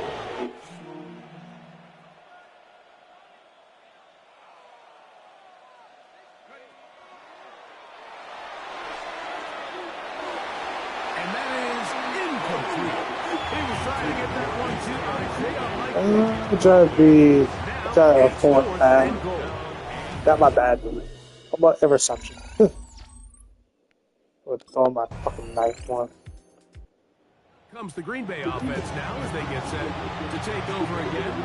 They are getting closer to win 11 on the season, playing their best football here late in the year. Going to start this drive with first and 10. Let's go. He'll get this out wide. Finding space at the 40. Inside There you go. the 20. And he's going to take this all the way to the house. 70 That worked. yards. Touchdown, Green Bay. Make it 4 touchdowns for him on the afternoon. And that touchdown probably, Greg, ends any small hopes of a comeback on the other side. Yeah, and I think those chances, Mike, were small to begin with, but with that last score, I think this one is pretty much over. Why change the helmet? The Packers offense ready to get back to work. Well, the goal So they're here still is to run fighting. some time off the clock. The game is well in hand as they get back on offense for first and 10. Not changing the helmet.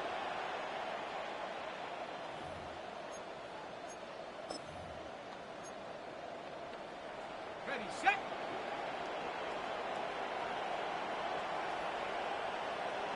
Ready. Running is Jacobs. And a missed tackle there. I changed to the old white helmet. He'll give him 4 yards. Same as came up on my journey. Second and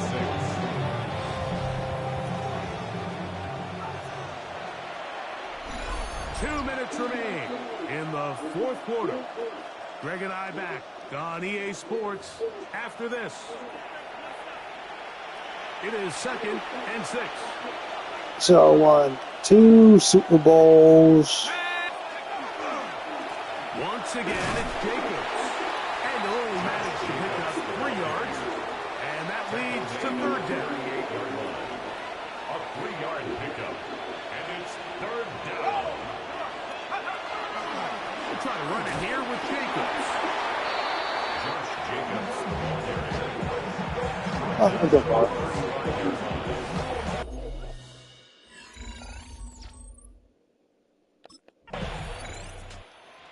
It's a win here for the visiting Packers. Their winning ways continue. They've yet to be stopped as they remain unbeaten in the month of November.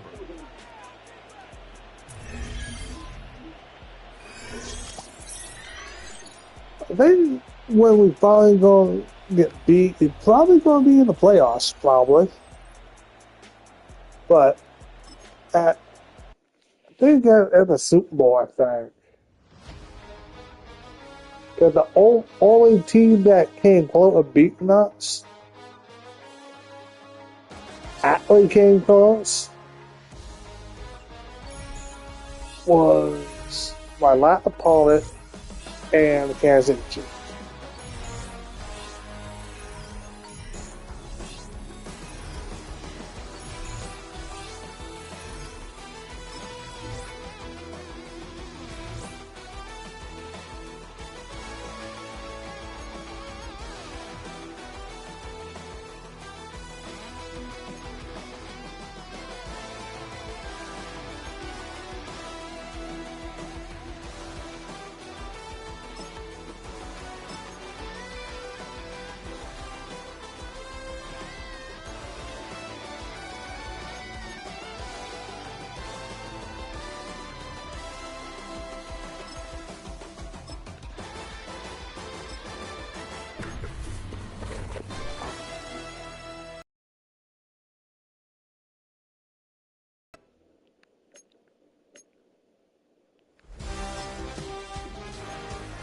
There we go.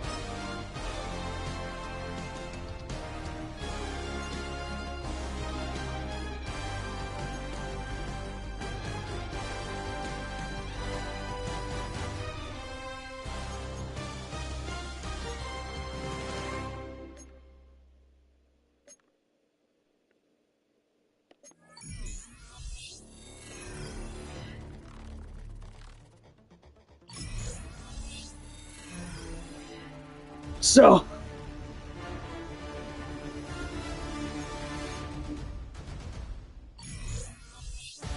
11-0.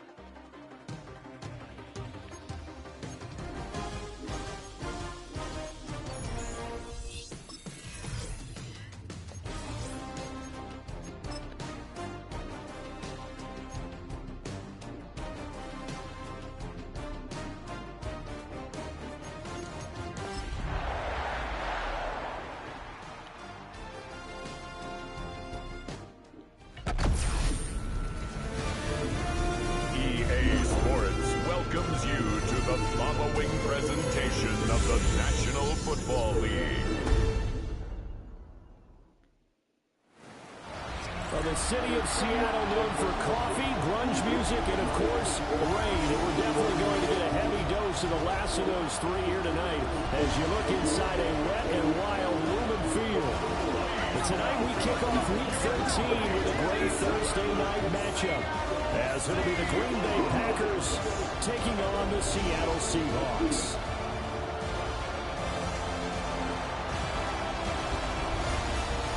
On the visiting sideline, there you see Packer head coach Matt LaFleur. His guys are in the midst of a great run, only one loss in their last 10 games.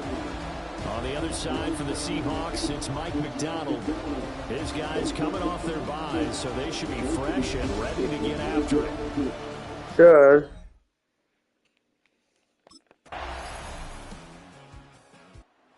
Green Bay getting ready to go as they take the field. As mentioned, this one of the hottest teams in the NFL, riding that winning streak into this one, but now playing here on Thursday night. Do you think that this helps or hurts their momentum? Well, ordinarily, I'd say it hurts the momentum because now you've got that short week. But when a team's playing as well as they are, it actually allows them to down focus and only worry about themselves and less about their opponent. So when you're playing well, you just worry about the things you're doing well and let the opponent deal with that. And he can only manage to get a couple. 2nd and 8 coming up. You talk about the Seahawk defense, and they're a tough unit to throw against, currently 4th toughest in the NFL. Yeah, this has been a good defense, but they're going to have to really prove it in this one because guess what? They're facing the #1 passing offense in the NFL. It's definitely a perfect game for them. It's a gain of 8. That's good for Packers. Hill now to throw. He finds his man complete. That's Jacobs. And they're well past midfield, just a yard or two shy of the 40. So from Seahawk territory now, it's 1st and 10 at the 42-yard line. That is caught, Schoonmaker. And they'll have it in the red zone before he crosses over out of bounds. So the ball down to the 16 here for 1st and 10. And a nice job to break free of one tackle, but it slowed his momentum somewhat, and he's taken down right after. 2nd and 6. Now it's Hill. And he's got it. And the Packers are going to be set up with a 1st and goal on a pass play that moves them all the way down to the 1. Oh, nice job there putting the ball right in the doorstep of the goal line. They couldn't quite get it to pay dirt, but he got awfully close. Let's see if they can cash it in over the next couple of plays. That's a cool fighting for the end end zone. He lost the football. It's out. And the Seahawks have picked it up. Yeah. Give some credit to the defense that forced the big play. Not Okay. free from him, but it's a call by interesting. the quarterback.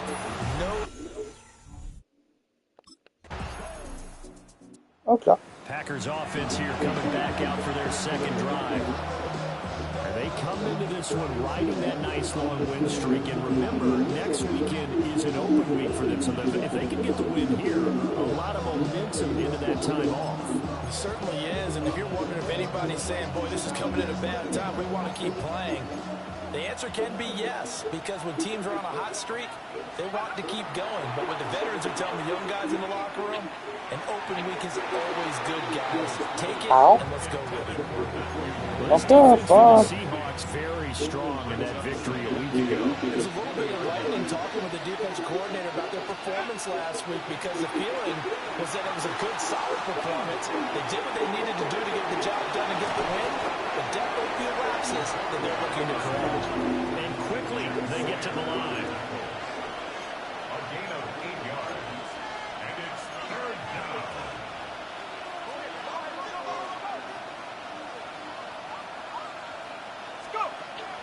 Play fake. Hill. Now this aired out deep for Reed. And that will be incomplete. They weren't scared to let it fly, but it falls to the ground and brings up fourth down.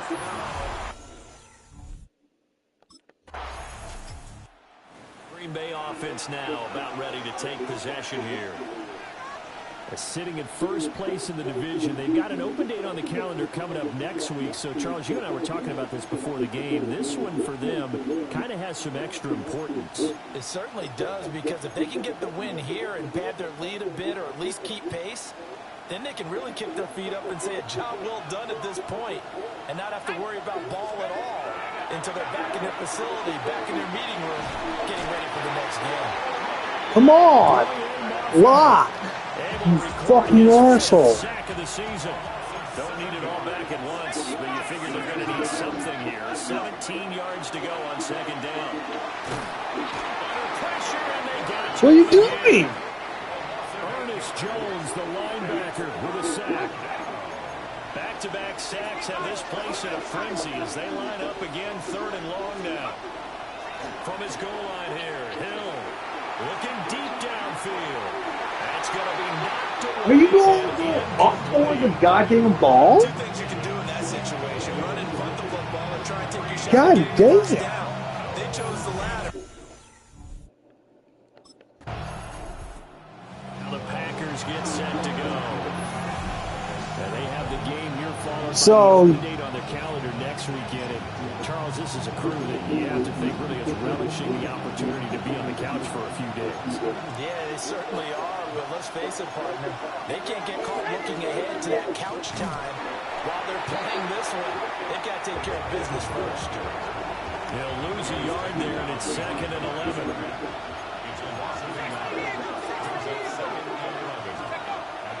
That was Hill off the bootleg. And he whips that one in. Get the fuck open. An incomplete pass on that last play, and that means they'll need to come up with something here on third down. Fuck it. Play action. It's Hill. He'll try and do this himself. And a good tackle there right around the 30. Stops him short of the first down. Give him 8 yards that You time. guys can't block worth a damn. You Our defense can't even stop it. Well, partner, fast forward with me for a second. Remember, next week they have the open week, so they're going to get some extended rest. Does that change how they manage the rest of this one? I think it does a little bit, but not by too much, because you're right. You get the extra rest, you get a chance to heal up and kind of, do a little bit of a reset for this team.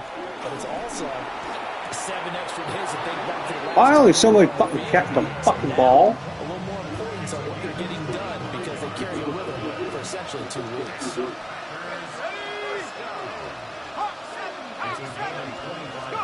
To throw is Hill. And that one drops down, incomplete. Good coverage there, forced the ball free, and it's second down.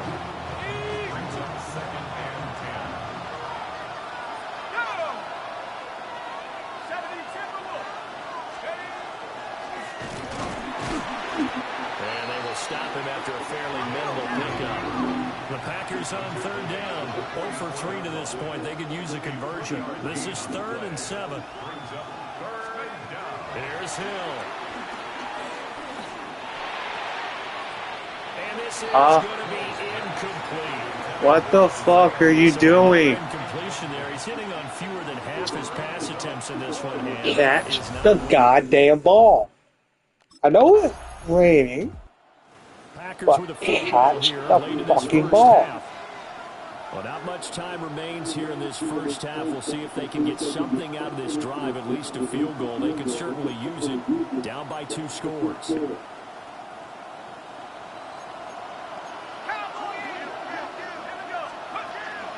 they're just going to run it here up the middle. An anxious moment or two there, but they do get him down. That play going for 16 yards to start the drive. First down. They go play fake, and it's Hill. Now this aired out deep for Reed. That is incomplete. What the fuck? Closing speed there defensively because that looked open for a minute. That's great work with the ball in the air. Never gave up. Converged on his man and broke the play up. A final shot before break. Hill. He's going to take another shot here. And it's knocked away and incomplete. So halftime is upon us on Thursday. Nope. Nope, big guy can't even catch a fucking ball now. I don't understand that shit. Still very much in this game, although they do trail. What's the game plan, Charles, for the second half? It might be a little counterintuitive because most people will think losing equals. I don't understand it. But I'd establish the running game. They kind of went away from it in the first half. I think they get back in balance. So, okay, I understand that. I don't understand very much. They'll fake the handoff. Now Hill. That. You get the sense that they're saying we're not playing up to what we're capable of, and we're deep enough into the game that the early jitters are long gone, that they should now have some sense of continuity and be able to make some of these plays. What is 83 fucking doing? His second sack up. What is he fucker doing? Green Bay offense ready to take over. Please, tell me. Scores 16-0 Because as they start things out with a 1st and 10.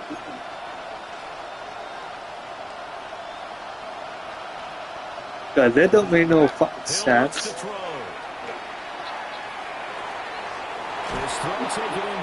Fucking catch the ball, you dumbass. Past the 45 before being tackled.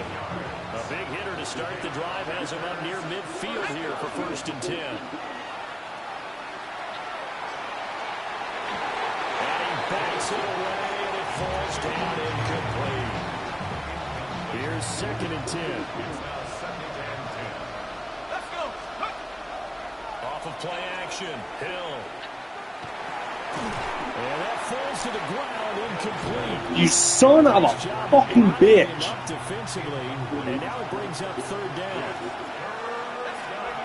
Out of the gun, Hill. He'll try and do this himself. And he can't escape. You motherfucker. You can't fucking. Okay. That one, I understand that one was on me. I got out of the pocket.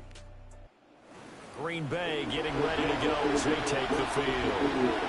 This one certainly has not gone according to script. You would have thought on paper that this offense would have its way here, but they certainly have not, and they trail big.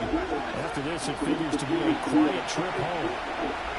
He's going to let this one go deep. And he knocks the ball away, and it falls in. So, let me. They don't make no fucking sense. Now a 2nd and 10.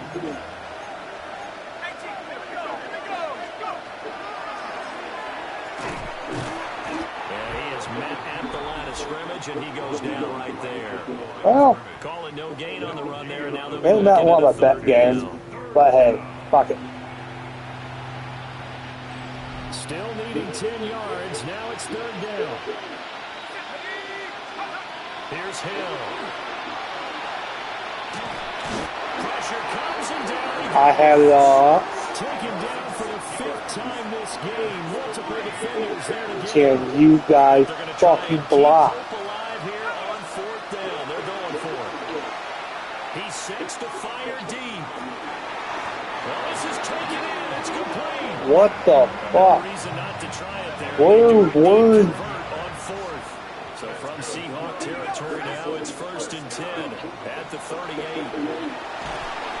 In trouble, he's taken down. You guys are fucking blowing this shit.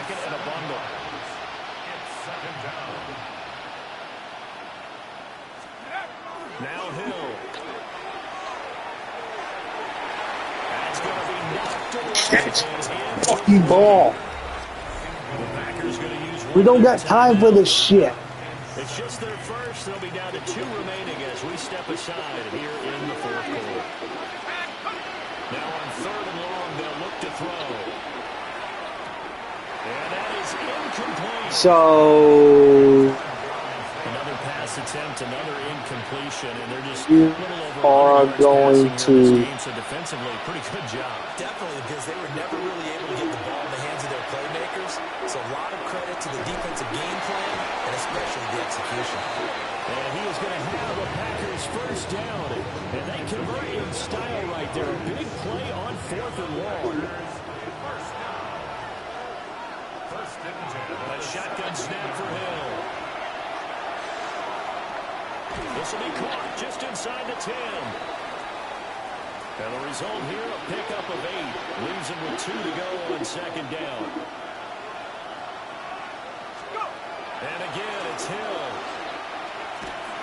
A hit as he throws there. Can you guys fucking block? We've seen this quite a few times in this game. Offensive line unable to keep leverage, unable to keep people away, facing a lot of pressure. Fortunate just to get rid of it. One of the reasons they're down is that inability, though, to stop the pressure. We saw another example of it there. You guys can't even fucking block. Continue to try anything they can. They're still working at it, even though this one feels like a lost cause. 60 Bison, 60 Bison. Desperation time on 4th for Hill. He'll try to do it himself. And he's going to take it in. Touchdown, Packers. An 8-yard touchdown run.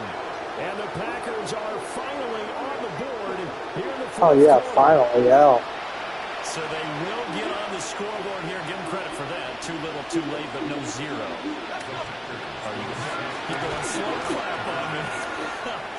Not very nice, is it? Now trotting out there, the Packers getting ready to go. So you have plenty of Just fucking looking ahead, time. it would appear that I'm let on that is clock, coming at the right time. Now, 7:05. 2 weeks to chew on this one, though. Probably not one that they want to chew on. A poor performance from start to finish. Let's go. Hill. Pressure comes. He's taking So defense. 50. What the fuck you doing? That time of the safety blitz, and he winds up being dropped for a loss of 7. Back to throw. Hill. And that is going to be incomplete. What the fuck are you doing? You didn't do shit. At this point, down big, you'd have to imagine this defense are just going to sit back, blanket the field as best they can. Yeah, this is actually the easy part of the game for them because, just as you noted, they can sit back, keep everything in front of them. And he's going to go down. Back at his own 5-yard line, it's a sack. So let me get this straight. Can't block worth a damn. Can't cap the ball. Can't do shit. The victory here for Seattle. And I think the game balls need to be distributed on the defensive side of the football. And So I understand. I understand that completely, but I don't completely fucking understand why the fuck that I understand not catching the ball, but I understand not block. I don't understand not blocking.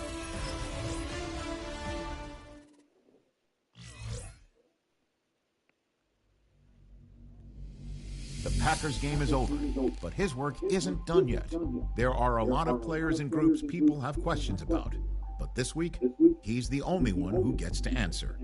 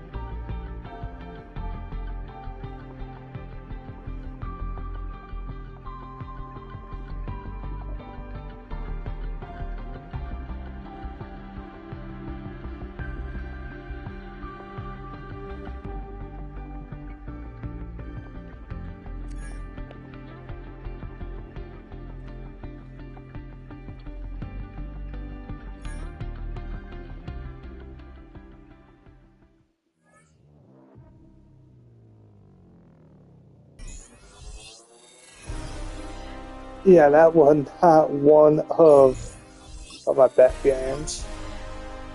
But fuck it.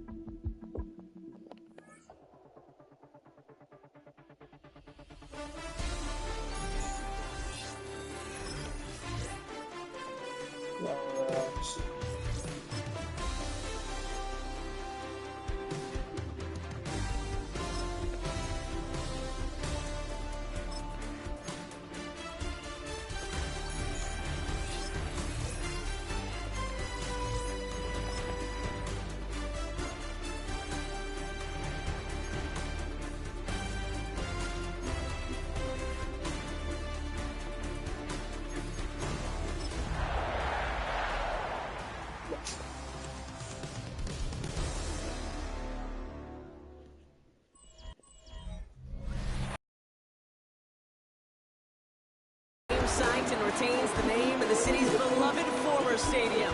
We're here at Empower Field at Mile High in Denver. Coming up, we have a good one for you.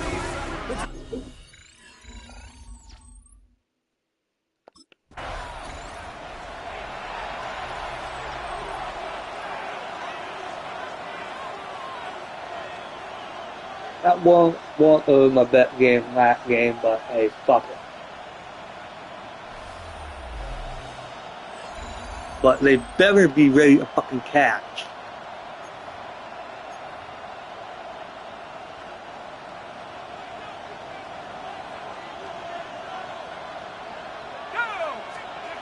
First play is to the air. It's on the turf, the ball's out, he lost it. And the Broncos corral it. Maybe a little extra on top of that fumble recovery as they take possession. Well, this one's certainly off to an exciting start, partner. Hopefully this is the type of energy we're going to see the whole way today. Defensive coaches, Kate, love to say, steal a possession. So, steal a possession. Find a way to steal a possession. What a total play. The very first play, and now with their offense in the driver's seat. Well, tactically, I guess. But fuck. Packers and their quarterback ready to take over once again. They watch their fumble turn into points, so feeling maybe a little bit of an urge to make up for that now in this series.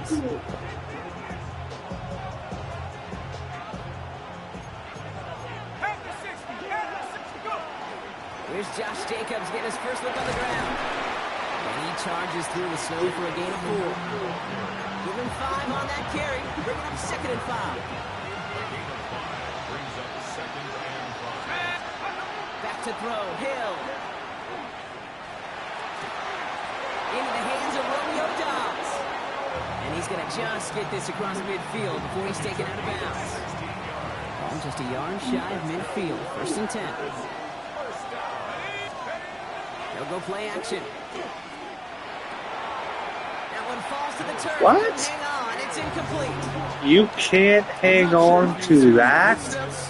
He just had a surprise break in concentration. It's so unusual at this level to see a drop pass unless there's a hit involved. Escapes the pocket. Ooh, look at this, here he goes. And he's going to be blocked down after reaching the 43. I don't mind that scramble at all, Kate. It makes that defense think this guy's not just going to sit in the pocket all day. I'll say this as well like I do all the time. When you're going to scramble as quarterback, make sure you protect yourself. And he works this to the 38 before going down. 5 yards on that play and enough for a new set of downs. New set of downs for him. He'll start at the 38. 1st down, play action. Ooh, he got hit as he was throwing it. So, you guys are not going to block again. This is why we hear about closing speed so often when you evaluate players. You know, once he senses the pressure, he's getting rid of that ball. It takes a player who can close quickly to get to him before it's released and alter that throw. Hill to throw. Pass cut, 9-yard line. And into the end zone he goes. Touchdown, Green Bay. The Packers get it to a low point on the scoreboard. It's a Romeo Dobbs touchdown. I know you got to mix your looks defensively. You just can't play all zone coverage, and sometimes you got to play man-to-man. But with the receiver, with that kind of speed, that is scary and heat. So,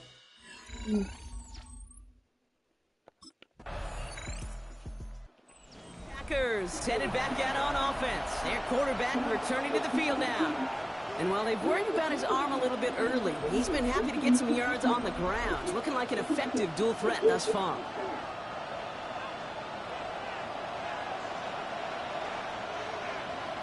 the only thing Jacobs gets it to start the drive. I missed You know, that kind of game may not this take in that is like the Madden guy. That was a valuable little run right there. On 2nd down, Jacobs. And all he can get is the arm here, bro. It's going to be 3rd down. This close to your goal line, they really don't want to risk a sack. That means, well, one option, run it and buy whatever breathing room you can. 3rd down from the gun. It's in or no, they dropped another one. So, Back-to-back plays, Brock. Does force a 4th down. You Packers ready for their next series. Let out on offense by their quarterback. Their last drive didn't make it very far before they had to punt it away, partner. So hopefully this one has some better legs to it.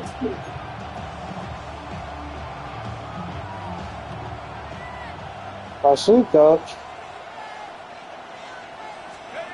Back to throw, Hill.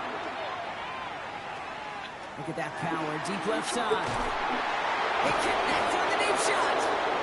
And he will take this down near the opposing 35-yard line. Down inside the 40 now with a 1st down following that last play. From the gun, it's a give to Jacobs. And they're going to be sitting just outside that red zone. Gain of 15 there. And that's good for a Green Bay 1st down.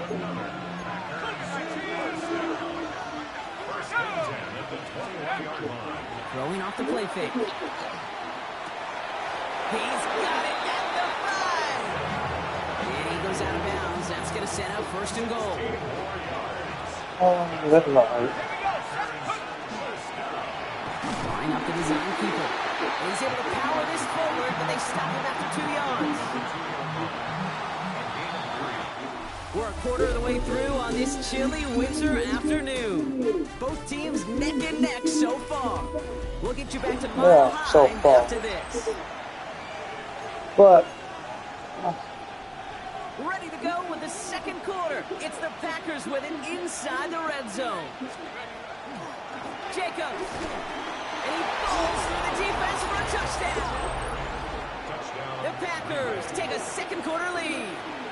It's a Josh Jacobs touchdown. So,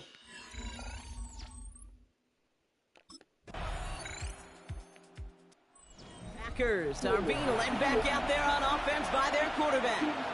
And on that last drive, Brock, he crossed a notable threshold in passing yards for the season. Always nice when you can reach one of those plateaus to look back on after the year's over. Okay, ready?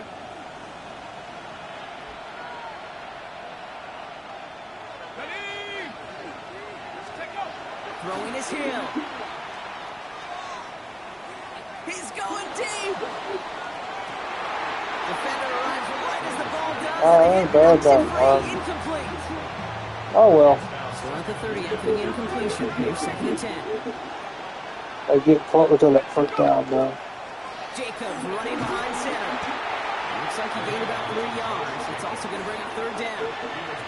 When you don't have great success on first down, Kate, it's a little bit like a hitter in baseball falling behind in the count. And all you want to do as a hitter is get back to a fighting chance. Give yourself a better count. That play, well, does the same here. Now a much more manageable and opportune 3rd down situation. A 9-yard gain and good for a 1st down. Hill. So, 77, what are you doing now? Now, I'm trying to get a fucking pattern now. Rolling now off the play action. So, nobody can fucking block for some reason now. That's going to leave him with a tough 3rd and long. Oh, a little tough one. Long if they keep a hold of the ball. But The analytics are pretty clear. It's hard to move the ball in this league with short little dinks and dunks. You've got to get the explosive jump. You got to get the big play. And that throw to the outside, that gets the job done. Running on first here with Jacobs. because 85 was in the fucking way. He is only able to get back to the line there. Call it no gain on that run, and they face 2nd and 10.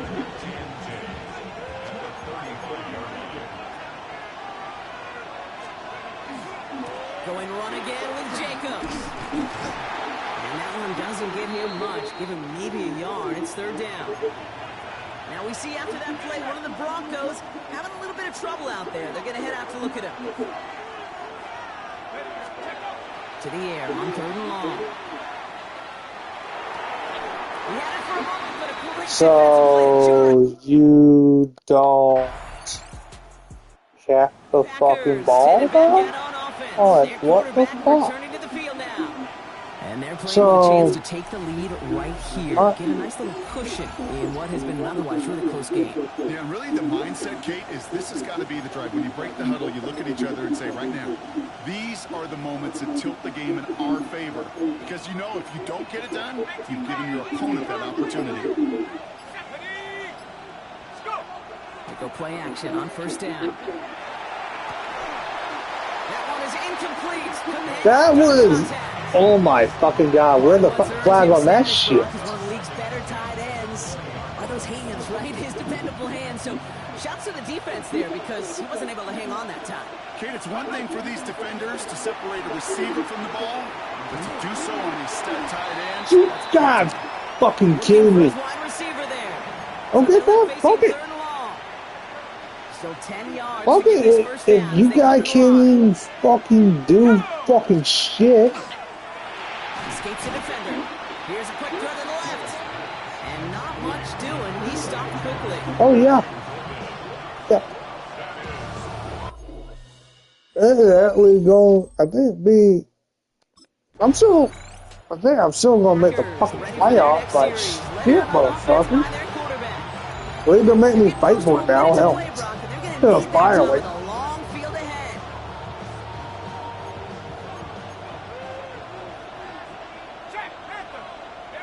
Yeah, they are. And out to Jacobs to start the drive. And he's going to get up to speed through that snow to break off the gain of 5. First down play, nets him 5. It's going to be 2nd and 5. Off the play fake, he'll throw. Caught, nice gain left side. And they're going to keep moving forward, Brock, down inside the opposing 30. And he's up across 200 yards now in this opening half. That's beyond simply a good start for him. This is the type of game where he's been taking the lead on carrying his offense forward however he can. Sideline throws reeled in by Likely. And he goes out of bounds. That's going to set up 1st and goal.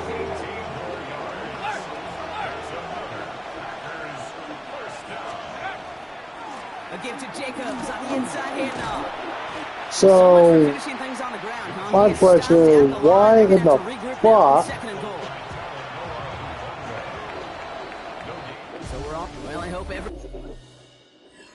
Okay, my question is, why in the fuck is pretty much the fullback or the tight end, or then when I try to hand it off to Jacobs, he get in the fucking way. Punt sets him up at their own 2.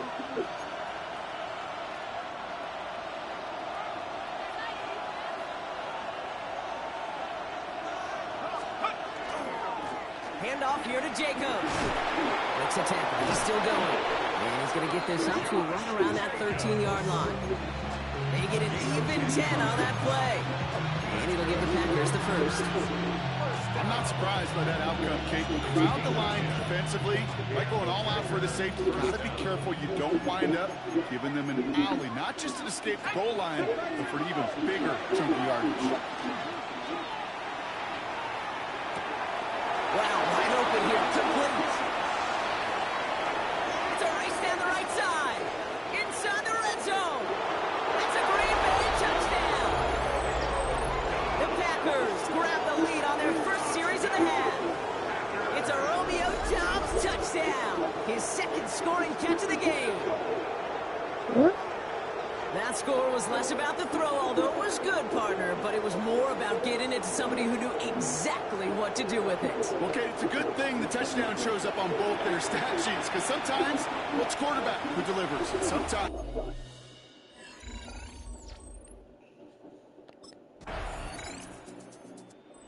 Packers headed back out on offense. Their quarterback returning to the field now. And he'll be happy to keep letting it fly as much as he has all game. Look at these numbers. They show just how effective he's been in captaining this offense. Let's go. On the handoff, here's Jacobs. And this drive's quickly headed So, in the wrong direction. First play set down behind the line. Yeah, we're gonna lie. I know I said I would play a little bit of my linebacker, but not necessarily. Yeah, 11-0 It takes group failure to give up a big run like that in the NFL, but it also takes a whole lot of teamwork to knock them behind the sticks. Job well done there. Has it downfield, working the left. And into the end zone he goes. Touchdown, Green Bay. The Packers parlay the interception into points. And that right there, Brock, is a touchdown I think our fellow broadcaster Greg Olsen would be proud of. A big strike to the tight end that I don't think a lot of receivers could have pulled off and make it look as easy. You know, a lot of times you're splitting hairs talking about the differences between tight ends and receivers at this level because a lot of those guys... Packers ready for their next series. Led out on offense by their quarterback. And that last drive, no answer for what they were doing through the air. So expect some tighter coverage this time around.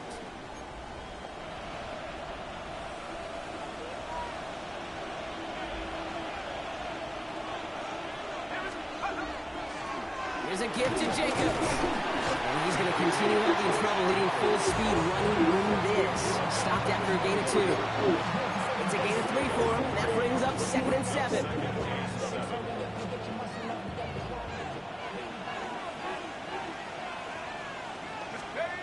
Here's Hill now. And he just got it away before they hit, but the pass winds up incomplete. It's going to be 3rd down.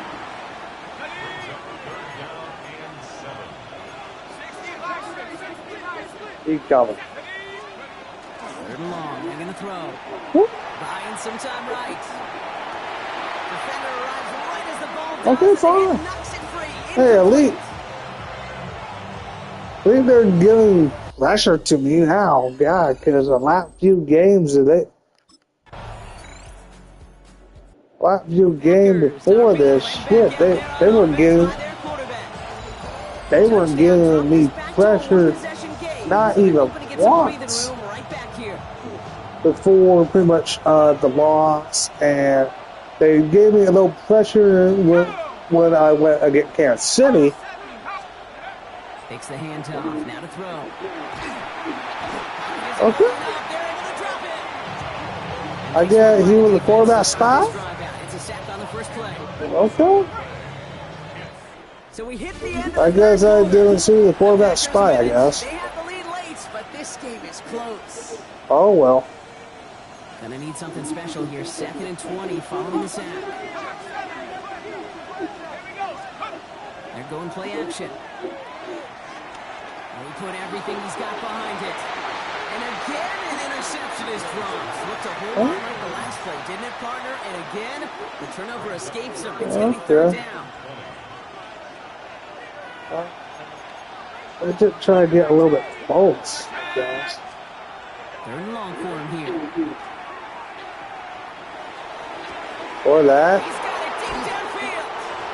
And he will take this down near the opposing 35-yard line.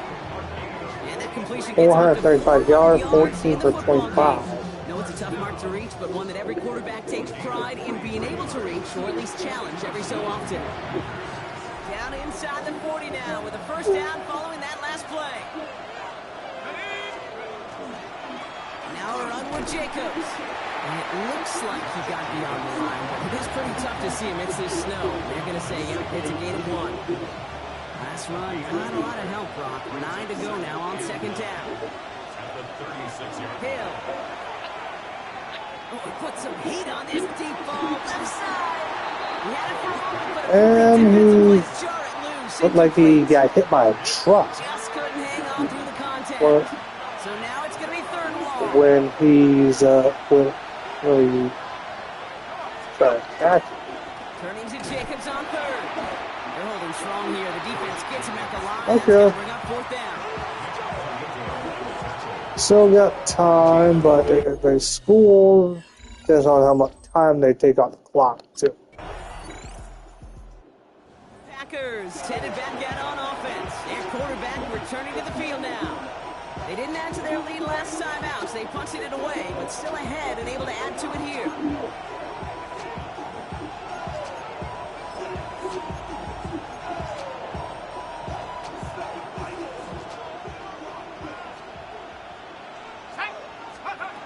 Back to throw, Hill.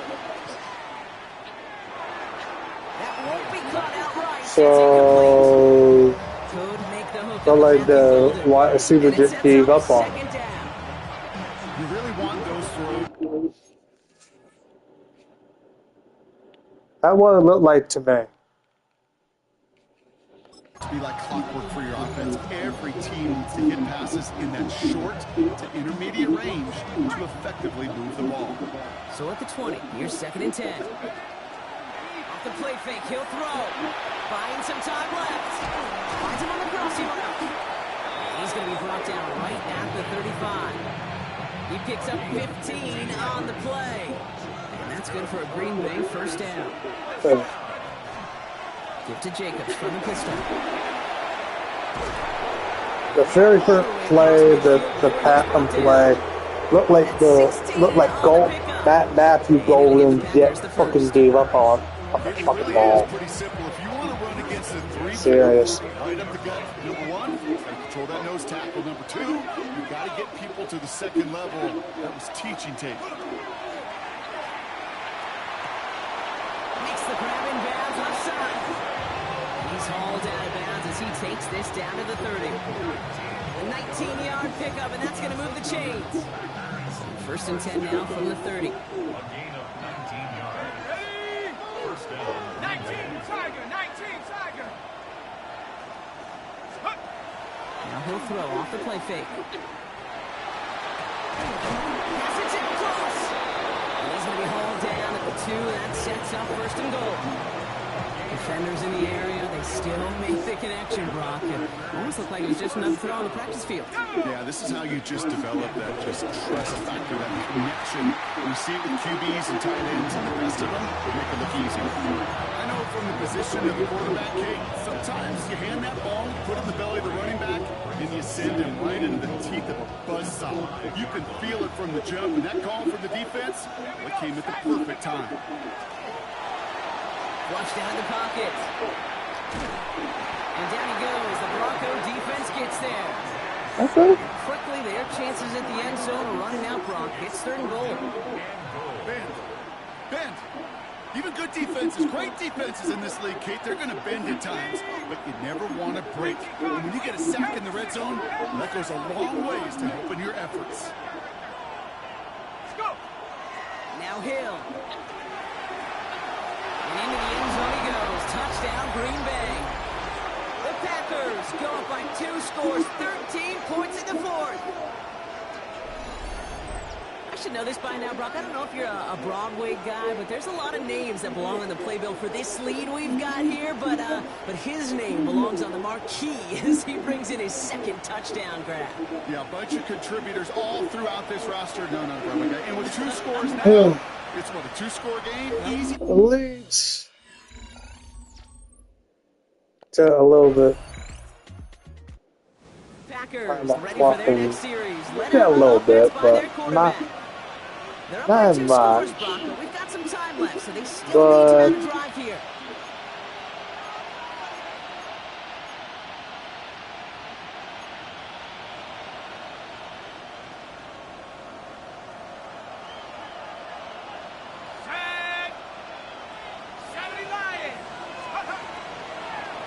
Shotgun give now to Jacobs. Oh, he lost the football. But it bounces out of bounds, so they'll retain possession. Now, after battling on that run, we see one of their linemen appears to be injured and in need of some attention. Going to the ground again on first.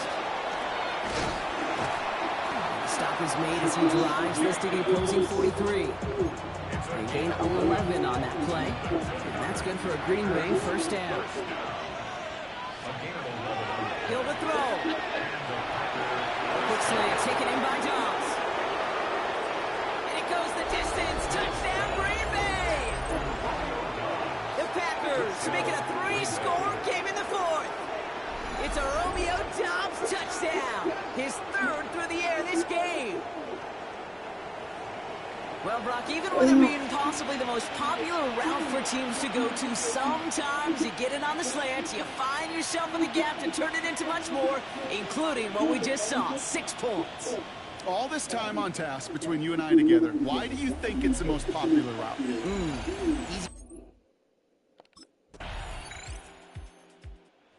Packers are being led back out there on offense by their quarterback. They can run this clock out and head out of here with a win, even with 2 timeouts remaining defensively.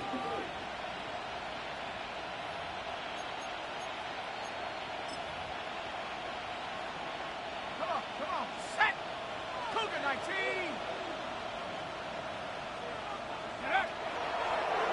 There's a design run. So it's the visiting Packers who pick up the win. Man, they were facing a top-5 defense this week, Brock, but they made them look anything but. What a great performance to get this win. Yeah, you can come in, Kate, with this awe and mystique of, gosh, we're facing one of the best defenses in the league, but as soon as you get those first points, you realize, you know what? They're mortal just like the rest of us, and they took the fight right to them. So, now, a little better game than my last one, but I think the only problem I have with how it went, I'm glad I won, but the problem I got with not the lap possession, but the very first of the section of the very of the second quarter. I tried to throw to Matthew Golden, and if he would have grabbed it, we would have had a fucking burnt down. But all of a sudden, you see him pretty much not go for the ball. I get it. You don't want to get hit, but shit. We needed that fucking burnt down. We need it. But fuck, dude. I get the pretty much lot before that game because I was being pretty much too stupid and standing in the pocket for way too long. I get that one. I totally admit to that.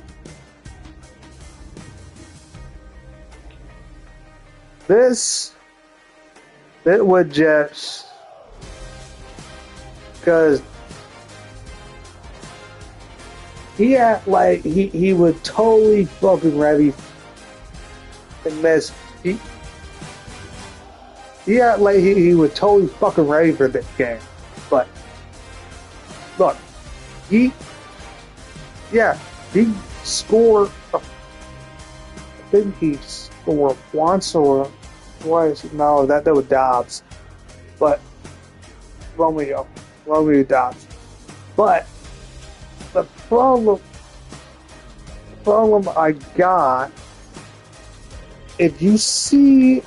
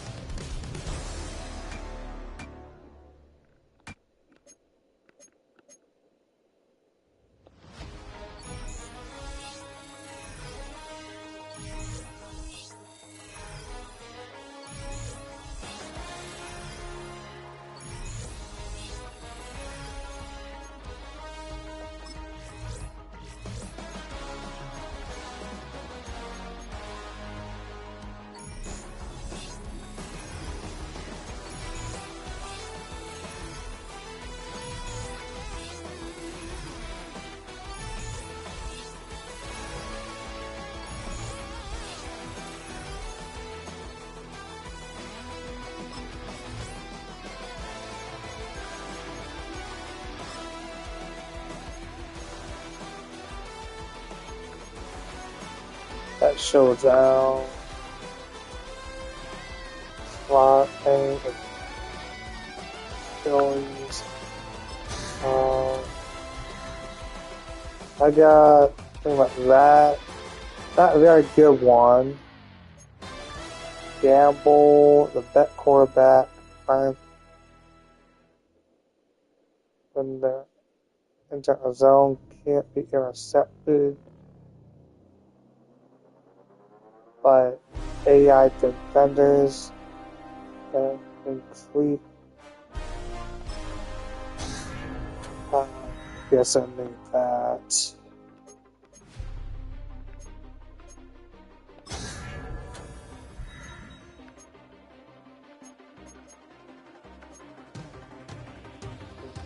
Blocking. Capper with the ability to have slight increase the chance of breaking sacks.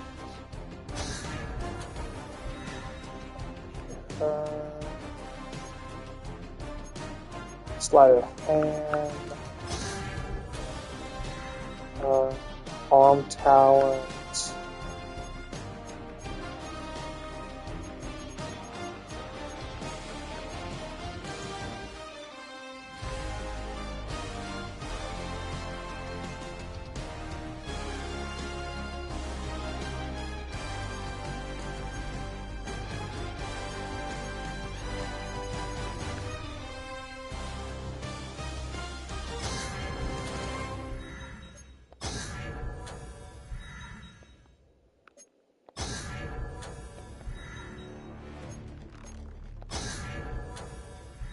That should win.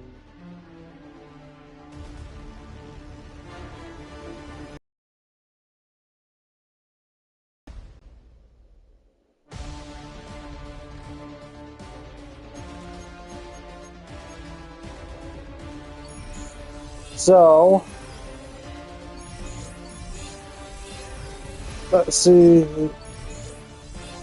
I'm taking notes.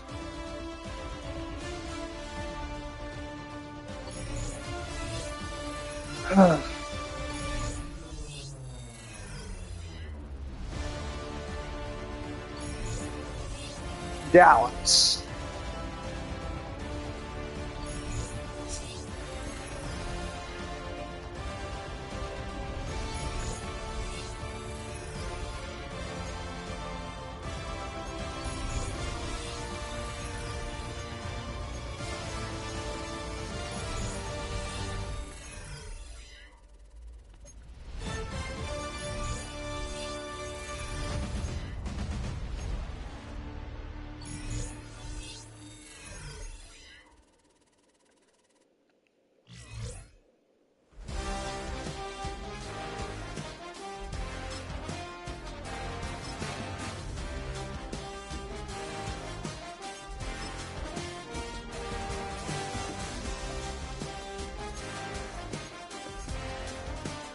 So 12, 1-1,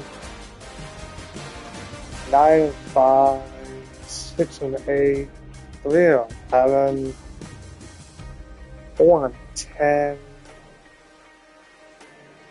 6-8, 7-7, 11-3, and pretty much.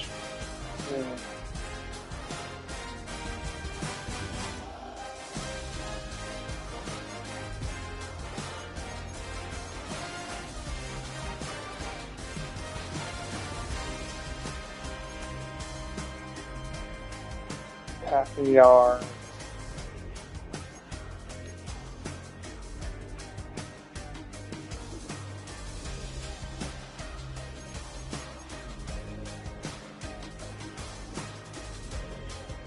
Four interceptions. 4-13.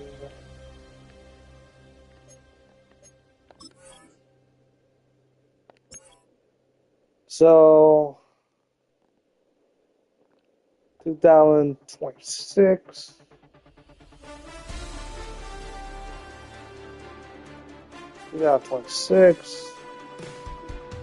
Wallets. 2025.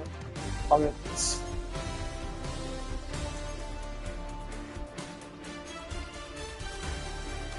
Two years. My third year.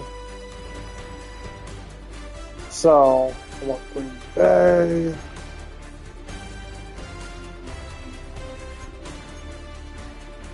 So,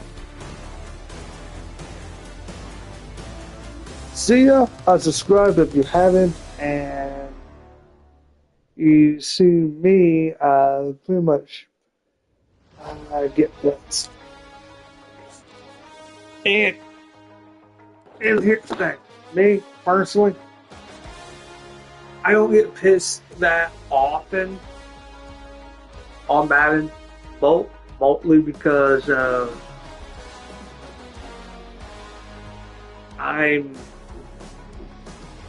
decent at it, and I can get out of certain situations in Madden. That's Also,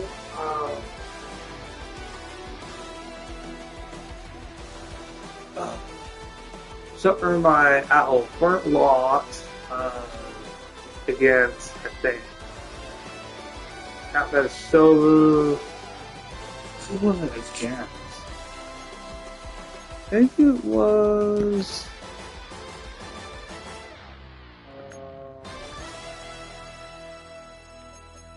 Teams.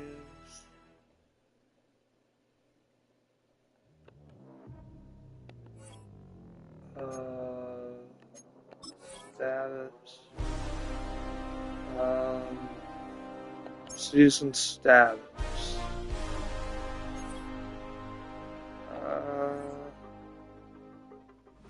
Thank you. Oh, that's so?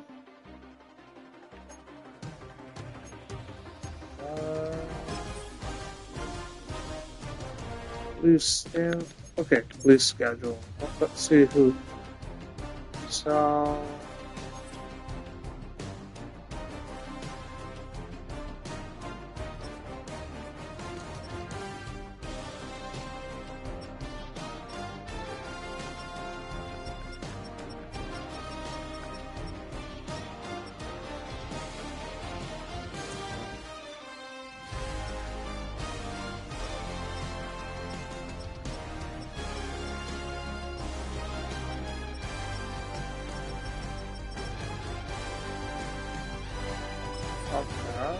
October.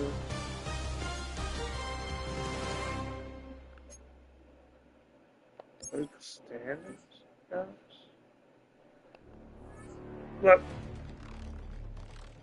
Okay, I'm not really sure, but subscribe, hit the notification button, and hope you enjoy me getting hit dog for once on a fucking Madden video for some reason.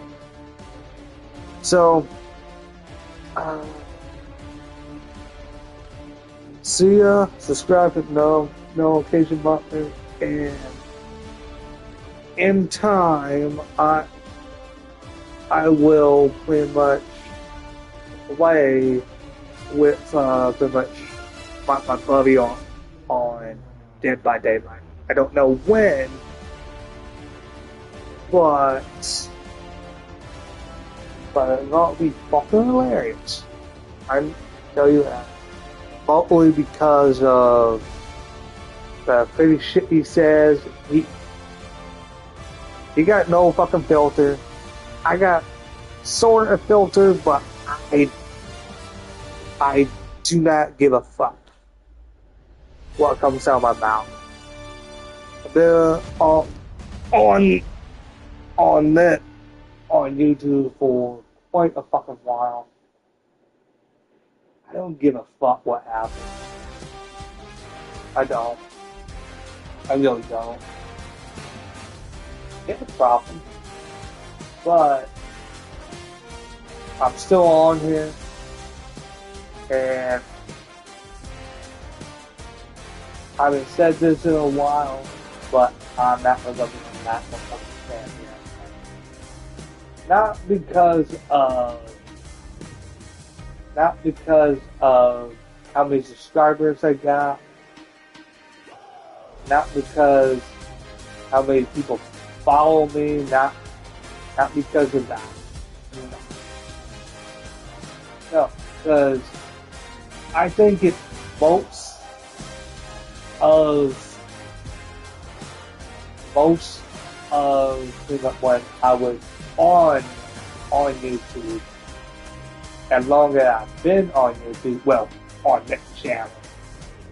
Been on that channel since 2015, but throughout the years, you see me a little bit more mature in a way, but not as much. I'm still stupid as fuck when I get to that point where I don't really give a shit. I don't. I'm at that stage right now. But my thing is, thanks for pretty much did not goodbye, did not anything like that. I'm just happy that pretty much I be able to do this in pretty much in pretty much the way I've been able to do it with nothing hold me back. Like pretty much people who said he's boring, he did this, he did that, he does stupid shit. I'm like, I get it. You want to make a name for yourself.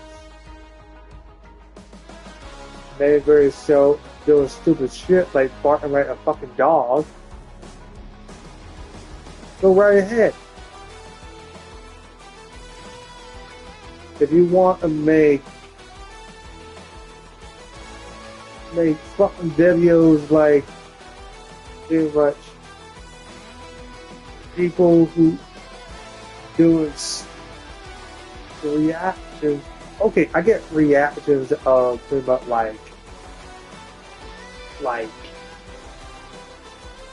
like the one chip challenge and the pretty much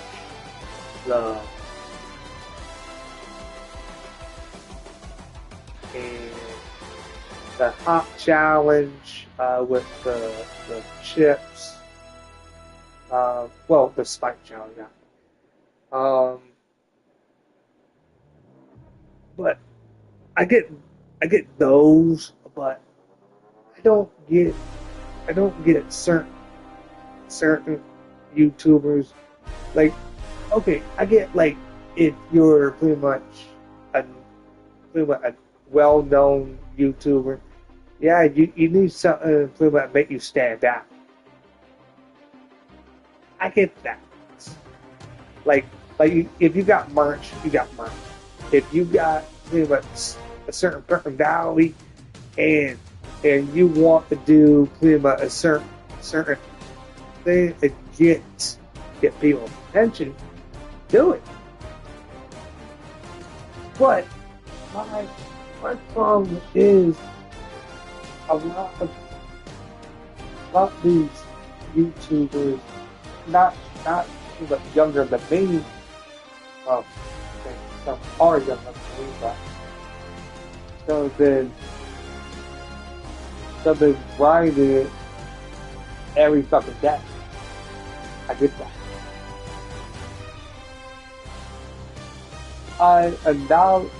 I pretty much understand that, but a lot of people on pretty much the other side, pretty much of this, that only do pretty much this on pretty much their days off, or they got nothing fucking to do. One of the two.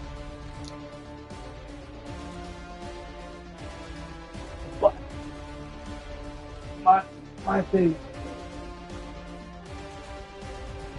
everybody got pretty much this. Everybody on YouTube got a fucking gift. Gift. Latin wrestling. So pretty much wrestling, yeah. They're characters. They're fucking characters. They're fucking characters. Yeah. They're trained athletes and pretty much everything. But I'm not saying any bad shit about wrestling. Hell no. I love it.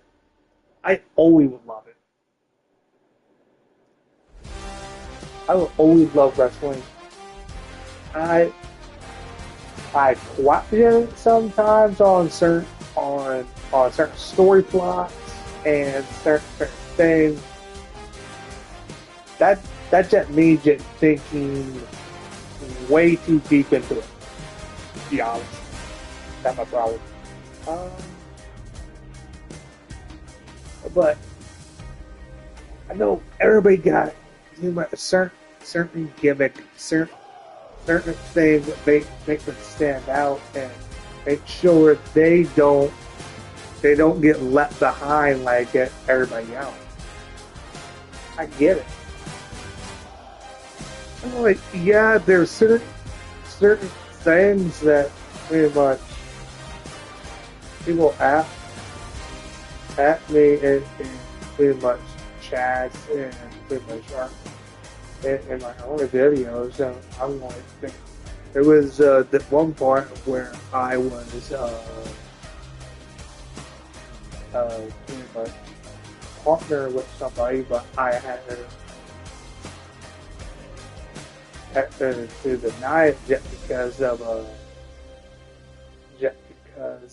pretty much I didn't really at the time I didn't really take it serious as a career. No. By the way, I don't now.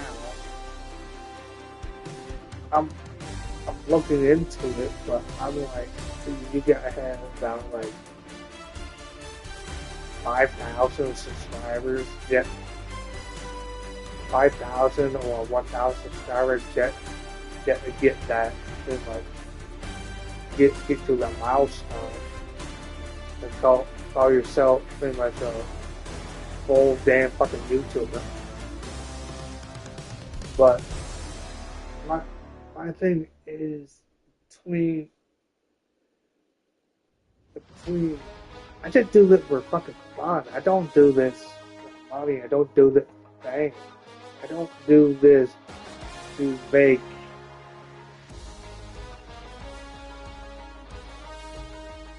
I don't do it for fame. I don't do it for money. I don't do it to get recognition. I don't do any of this. I be myself. If you don't like me, fuck you. Fuck you, man.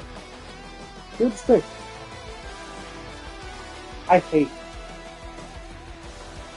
you. If you are not, if you're just faking and you just want to get react, what is it? Reacting to fucking people. Like, bad or good. Stop faking people. Stop putting on too much a facade that everybody pretty much doesn't see on camera. Me, you will get me 100%. 100% for the fucking time. You won't see me do. You will see me say stupid shit. You will hear me say stupid shit and do stupid shit. But it will actually be the actual real me. Instead of all these fucking YouTubers saying, "Oh, I do this and then I do that," but I can't do pretty much that because it will hurt my image. I'm like, motherfucker. Dude, just fucking be your full self or don't get in front of the fucking camera. Serious. Me? Yeah, I done stupid shit. Let's see. Here all the stupid shit I done. Yeah, I get fucking laugh. Or just get fucking people to look at me. Let's see. The one called the little bullshit thing that I did with my buddy, with a few of my buddies. Both we did pretty much dumb shit, like pretty much it was like news, like we did like our version of the news, and it was on early. We did pretty much 4th of July. We did. I did pretty much. It was just stupid shit that pretty much I did in pretty much high school and a little bit out of high school. It's stupid shit. It's stupid. But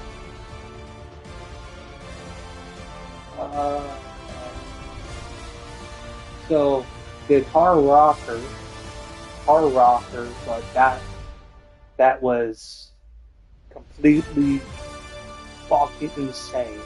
Literally fucking insane. That was me pretty much. I'm gonna tell you what it is. I don't believe it is on the channel of this channel. This is on my old channel, and then that one got taken down just because of certain bullshit. Oh yeah, I got mostly because I was being stupid. I was being stupid.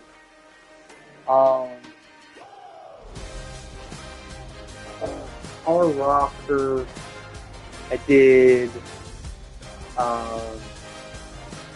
Traded pretty much here there on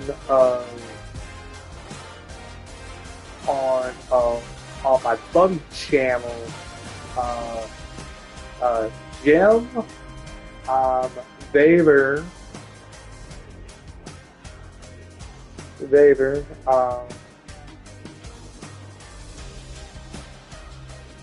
and other offensive word that pretty much everybody been using, but everybody is cry about it if anybody says it.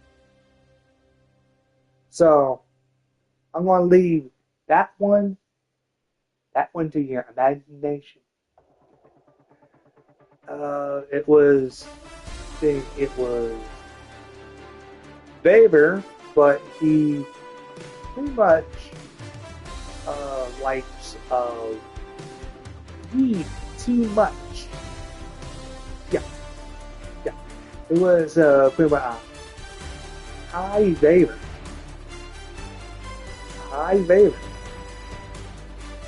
And he was always pretty much doing stupid shit and blaming pretty much the kid for stealing his weed. And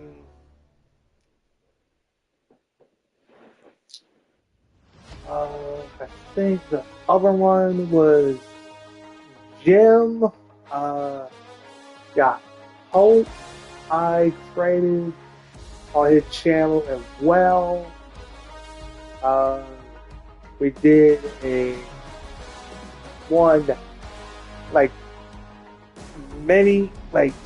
not many video, but pretty much our version of pretty much Ted version, but it was Dalton and Ted or Ted and Dalton. It was weird. It was weird.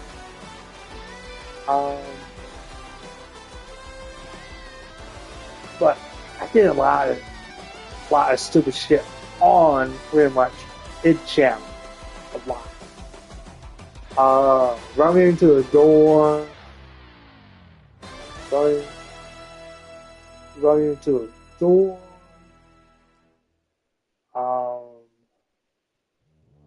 Having him and my little sister put like little the watch off tattoos all over my fucking body. all on my fucking body.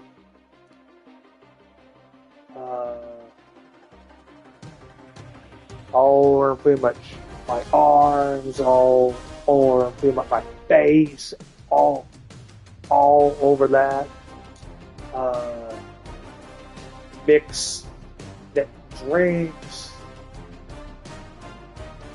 that Mike's lemonade plenty of times on his channel. On his channel as well. On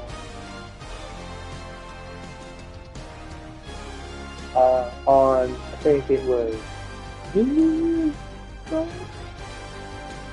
I don't know which year, but he got me blowing up in one of the videos. I don't know which video, but I think it was when we were playing. I can't remember, but good. And we did a video of odds playing. I think it was Layers of Fear 1. Well, me playing, and we were fucking drinking and talking crazy shit. But I did a lot of stupid shit on his channel that pretty much actually could actually get me pretty much banned or get me canceled or almost get me killed. But who gives a shit? I did a lot of fucking stupid shit on YouTube just to get a fucking laugh. Pretty much mostly to get pretty much me a laugh and get my buddy a laugh to just light him the fuck up. That's just it. Good. Me and him, me and my buddy pretty much do stupid shit just to make each other laugh. Or just try to get thoughts to too much jet forget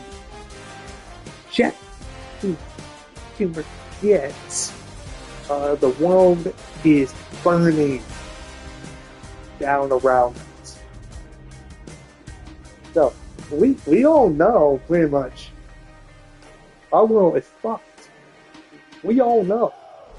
Me and him know that. So all the stupid shit we done, all the stupid shit. I'm ready. I'm ready for it. He's ready for it. Not anybody else. But we're gonna make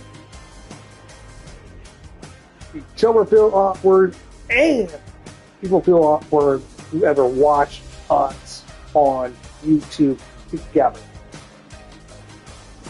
Serious. And we are going to fuck shit up. Every fucking time. Every fucking time. We're gonna make someone feel awkward. We're gonna make them go like, what did you just say? But here's the fact. Me, it don't matter. It don't matter between if you love it, love the conversation, or you don't. We talk about crazy shit. We talk about, let's see. We talk about wrestling. We talk about pretty much. We hate each other. We hate each other hard. We make fun of each other. We make fun of each other. We call each other all kind of fucking names, and we don't give a fuck what you guys think. Because I still say pretty much things that pretty much are not okay to say right now. I still say retard. I still say faggot. I still say gay. I still say all that shit that could get me fucking in trouble. But I don't use it. I don't use it in the term that pretty much you guys all think. I don't. I don't use it in any term to describe any type of stupid shit. I don't. I don't use it as much as I used to, but shit, if I say something that is that way, you're gonna fucking say, what the fuck that would be? And I'm gonna tell you what I fucking mean, and I speak, when I speak, I don't expect anybody to understand it, but I'm gonna make you guys fucking think. That for sure. But my thing is, fuck this shit and everything. Shit is burning, and we don't know what to do fucking about. We don't. We don't. Because with every fucking thing is falling. Everything is falling. Pretty much democracy. We got somebody howling at the fucking moon, looking directly in solar eclipses, and screaming at clouds, screaming at clouds in the park. And that guy is our president right now.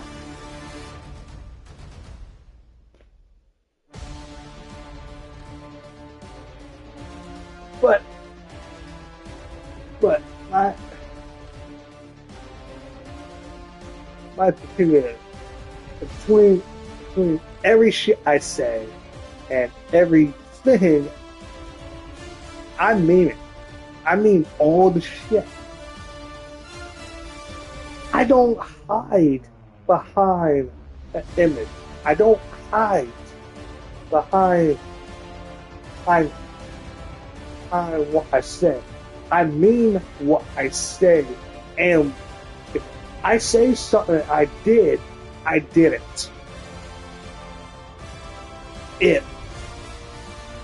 If you want to believe any shit I say, it on your fault. If you actually believe it. It is. But my thing is, between all the different shit I say, if it's true or not, I'm going to stand by what I said. Every bit of it. Every bit of what I told you. Every bit. But here's the thing. If you believe all the dark shit that I say, you are a fucking bigger fucking idiot than everything. But here's the thing. Me, I don't give a shit. You can think less of me, you can think less of me, you can think I'm an asshole, you can think I'm a prick. But you know, you're going to know where I stand on when big fucking people, try to get a fucking laugh out of certain fucking actions, and all of a sudden you're getting pretty much beat the fuck out of by someone dad or someone mother. They're all like, it was just a joke. Then all of a sudden, you're getting your ass kicked, or you're getting pretty much handcuffed in a cop car.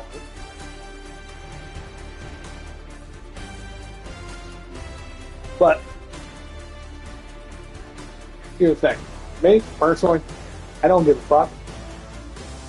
If you want to keep doing stupid shit, keep doing stupid shit. But you will never see me do stupid shit like that. The only thing you will see me do stupid shit like is getting too fucking high.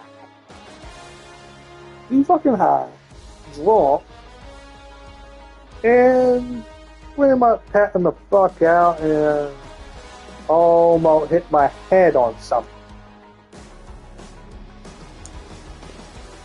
But, so on that note, if you guys hate me, love me, or you follow me for a certain content, and that certain content is not what you like, I don't give a fuck. I don't. I play pretty much what I want to play. If I want to play football, baseball, if I want to play hockey, even fucking soccer, I'm going to play it. If I want to play WWE, if I want to play any type of game, I do it out of my interest, not yours. No.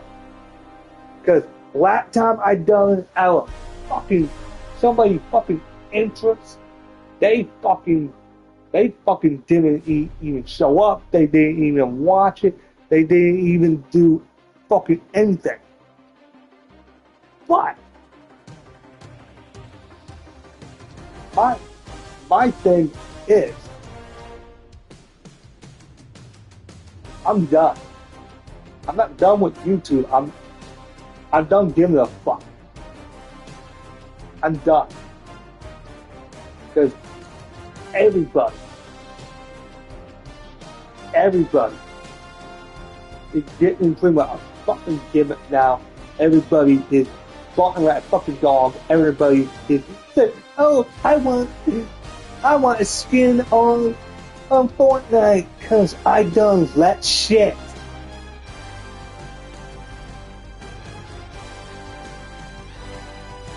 But here's the thing.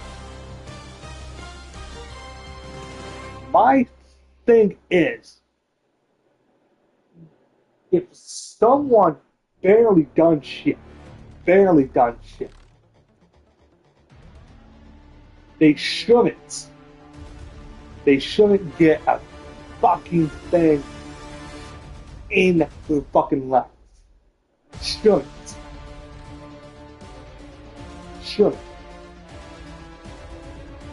It should be like, if you want a fucking skin on Fortnite, you gotta do a certain fucking thing. I'm not talking about like money. I'm not talking about that. I'm talking about actually make a fucking difference in the fucking world. Make a fucking difference in the world. Like, donate to a charity. Donate to a charity. Donate to a charity. Help somebody in less fortunate than you. Do pretty much every fucking thing. But my thing is, if you are helping out somebody, Get the full fucking reaction. I'm not talking about hating and pretty much doing all the extra shit that pretty much is, you know, that didn't happen. But I'm sorry, I'm going a little too deep into that one. Sorry. Sorry about that. I would just overthink it on that. Sorry. But I'm saying you should be able. It shouldn't be so fucking easy to get too much scan up there. It shouldn't. Like, I get like celebrities. I get that. I get that.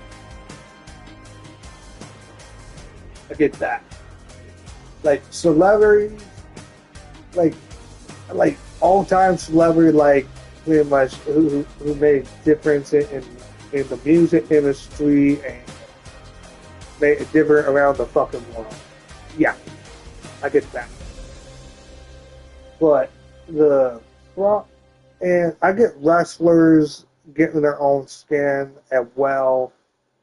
I get that, but pretty much influencers getting too much skins just because they haven't done shit. They haven't.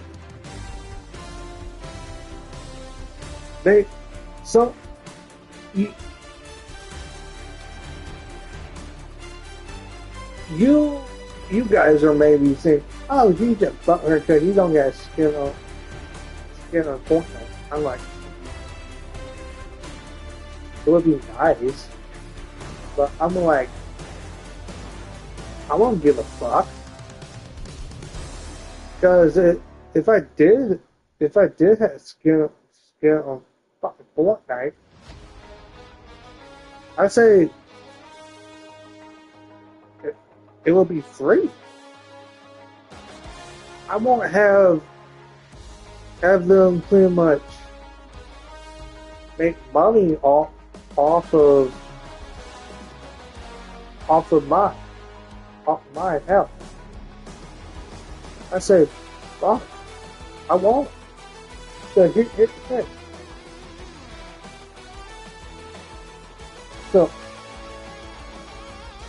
I'd say the only thing that I would say if I do actually have, if I did actually have, I said, do it toward, if it does cost money for what my skin, right? If I did, I say, make the skin, make my avatar, and then pretty much, if anything cost money for like pretty much anything on pretty much my skin on Fortnite, donate all the money that you got, or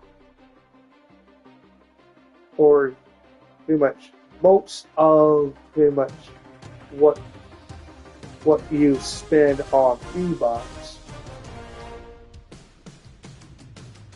I'm not talking about the player. I'm talking about the Fortnite organization.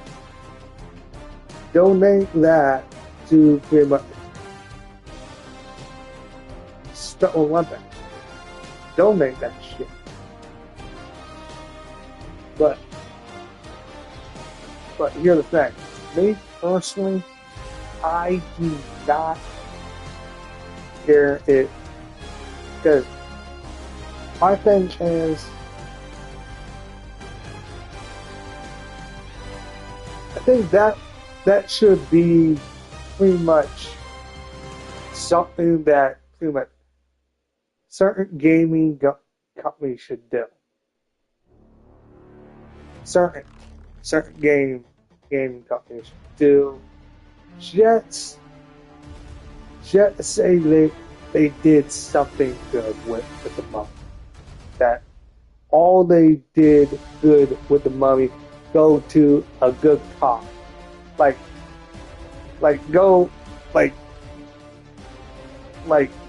to donate the money to pretty much like Special Olympics or donate it to pretty much a food shelter or donate it to pretty much people that have it less fortunate than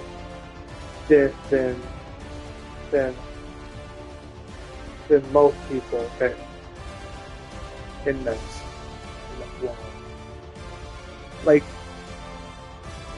I'm saying, I'm not butthurt about pretty much not having skin in Fortnite. I'm just saying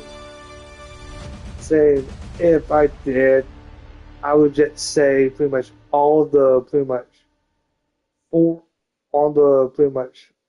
all the money that pretty much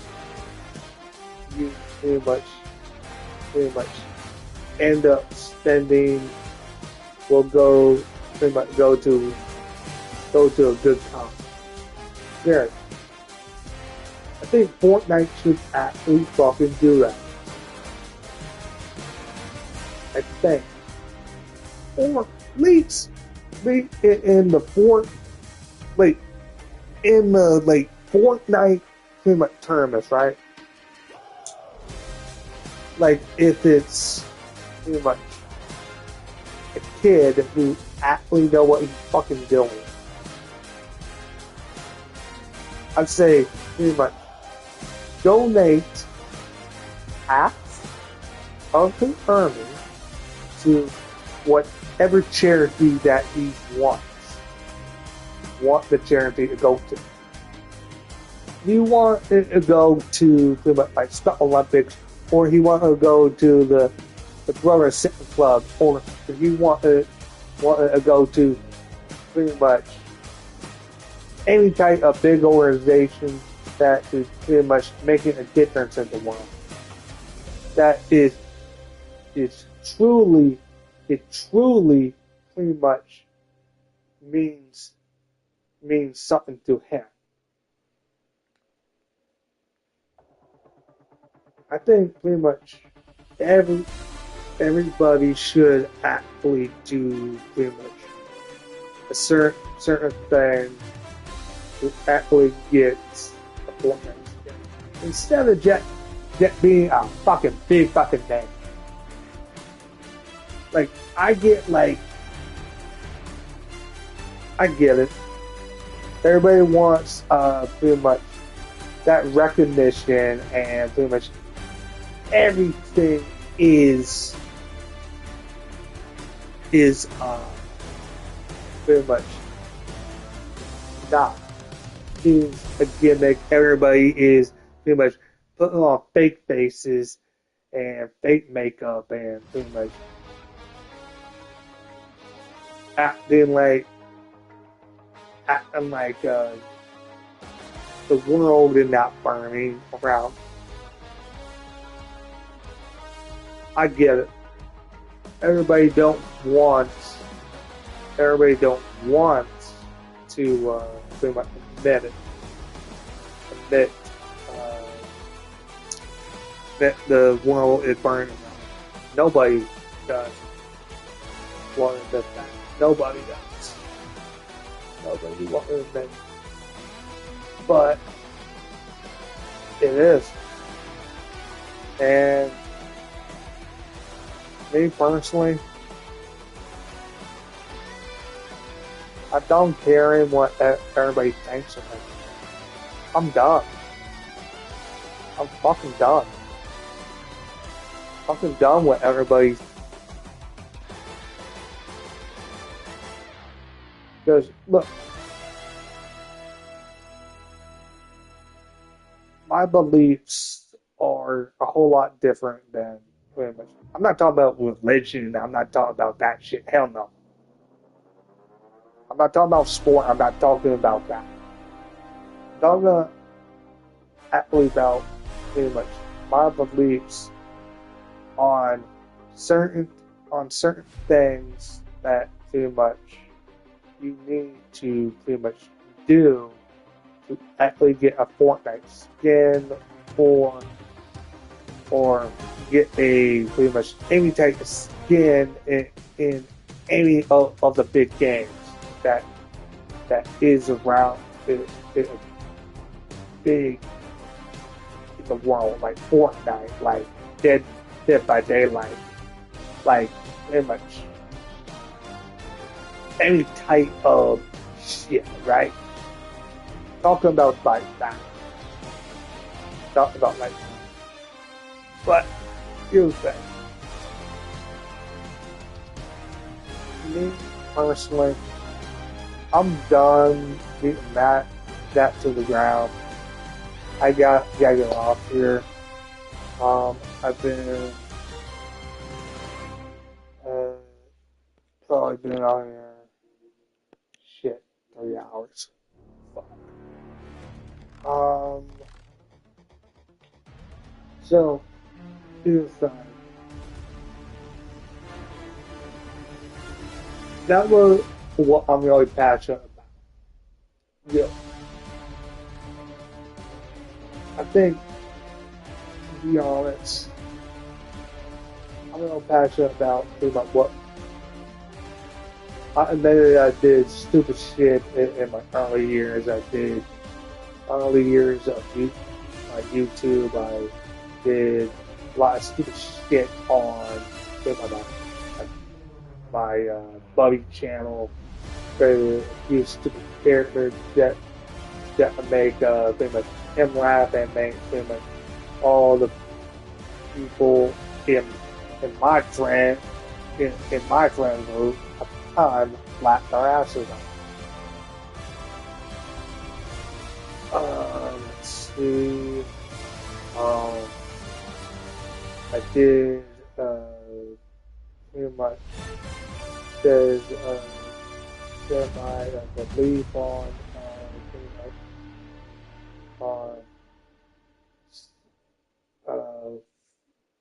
on Fortnite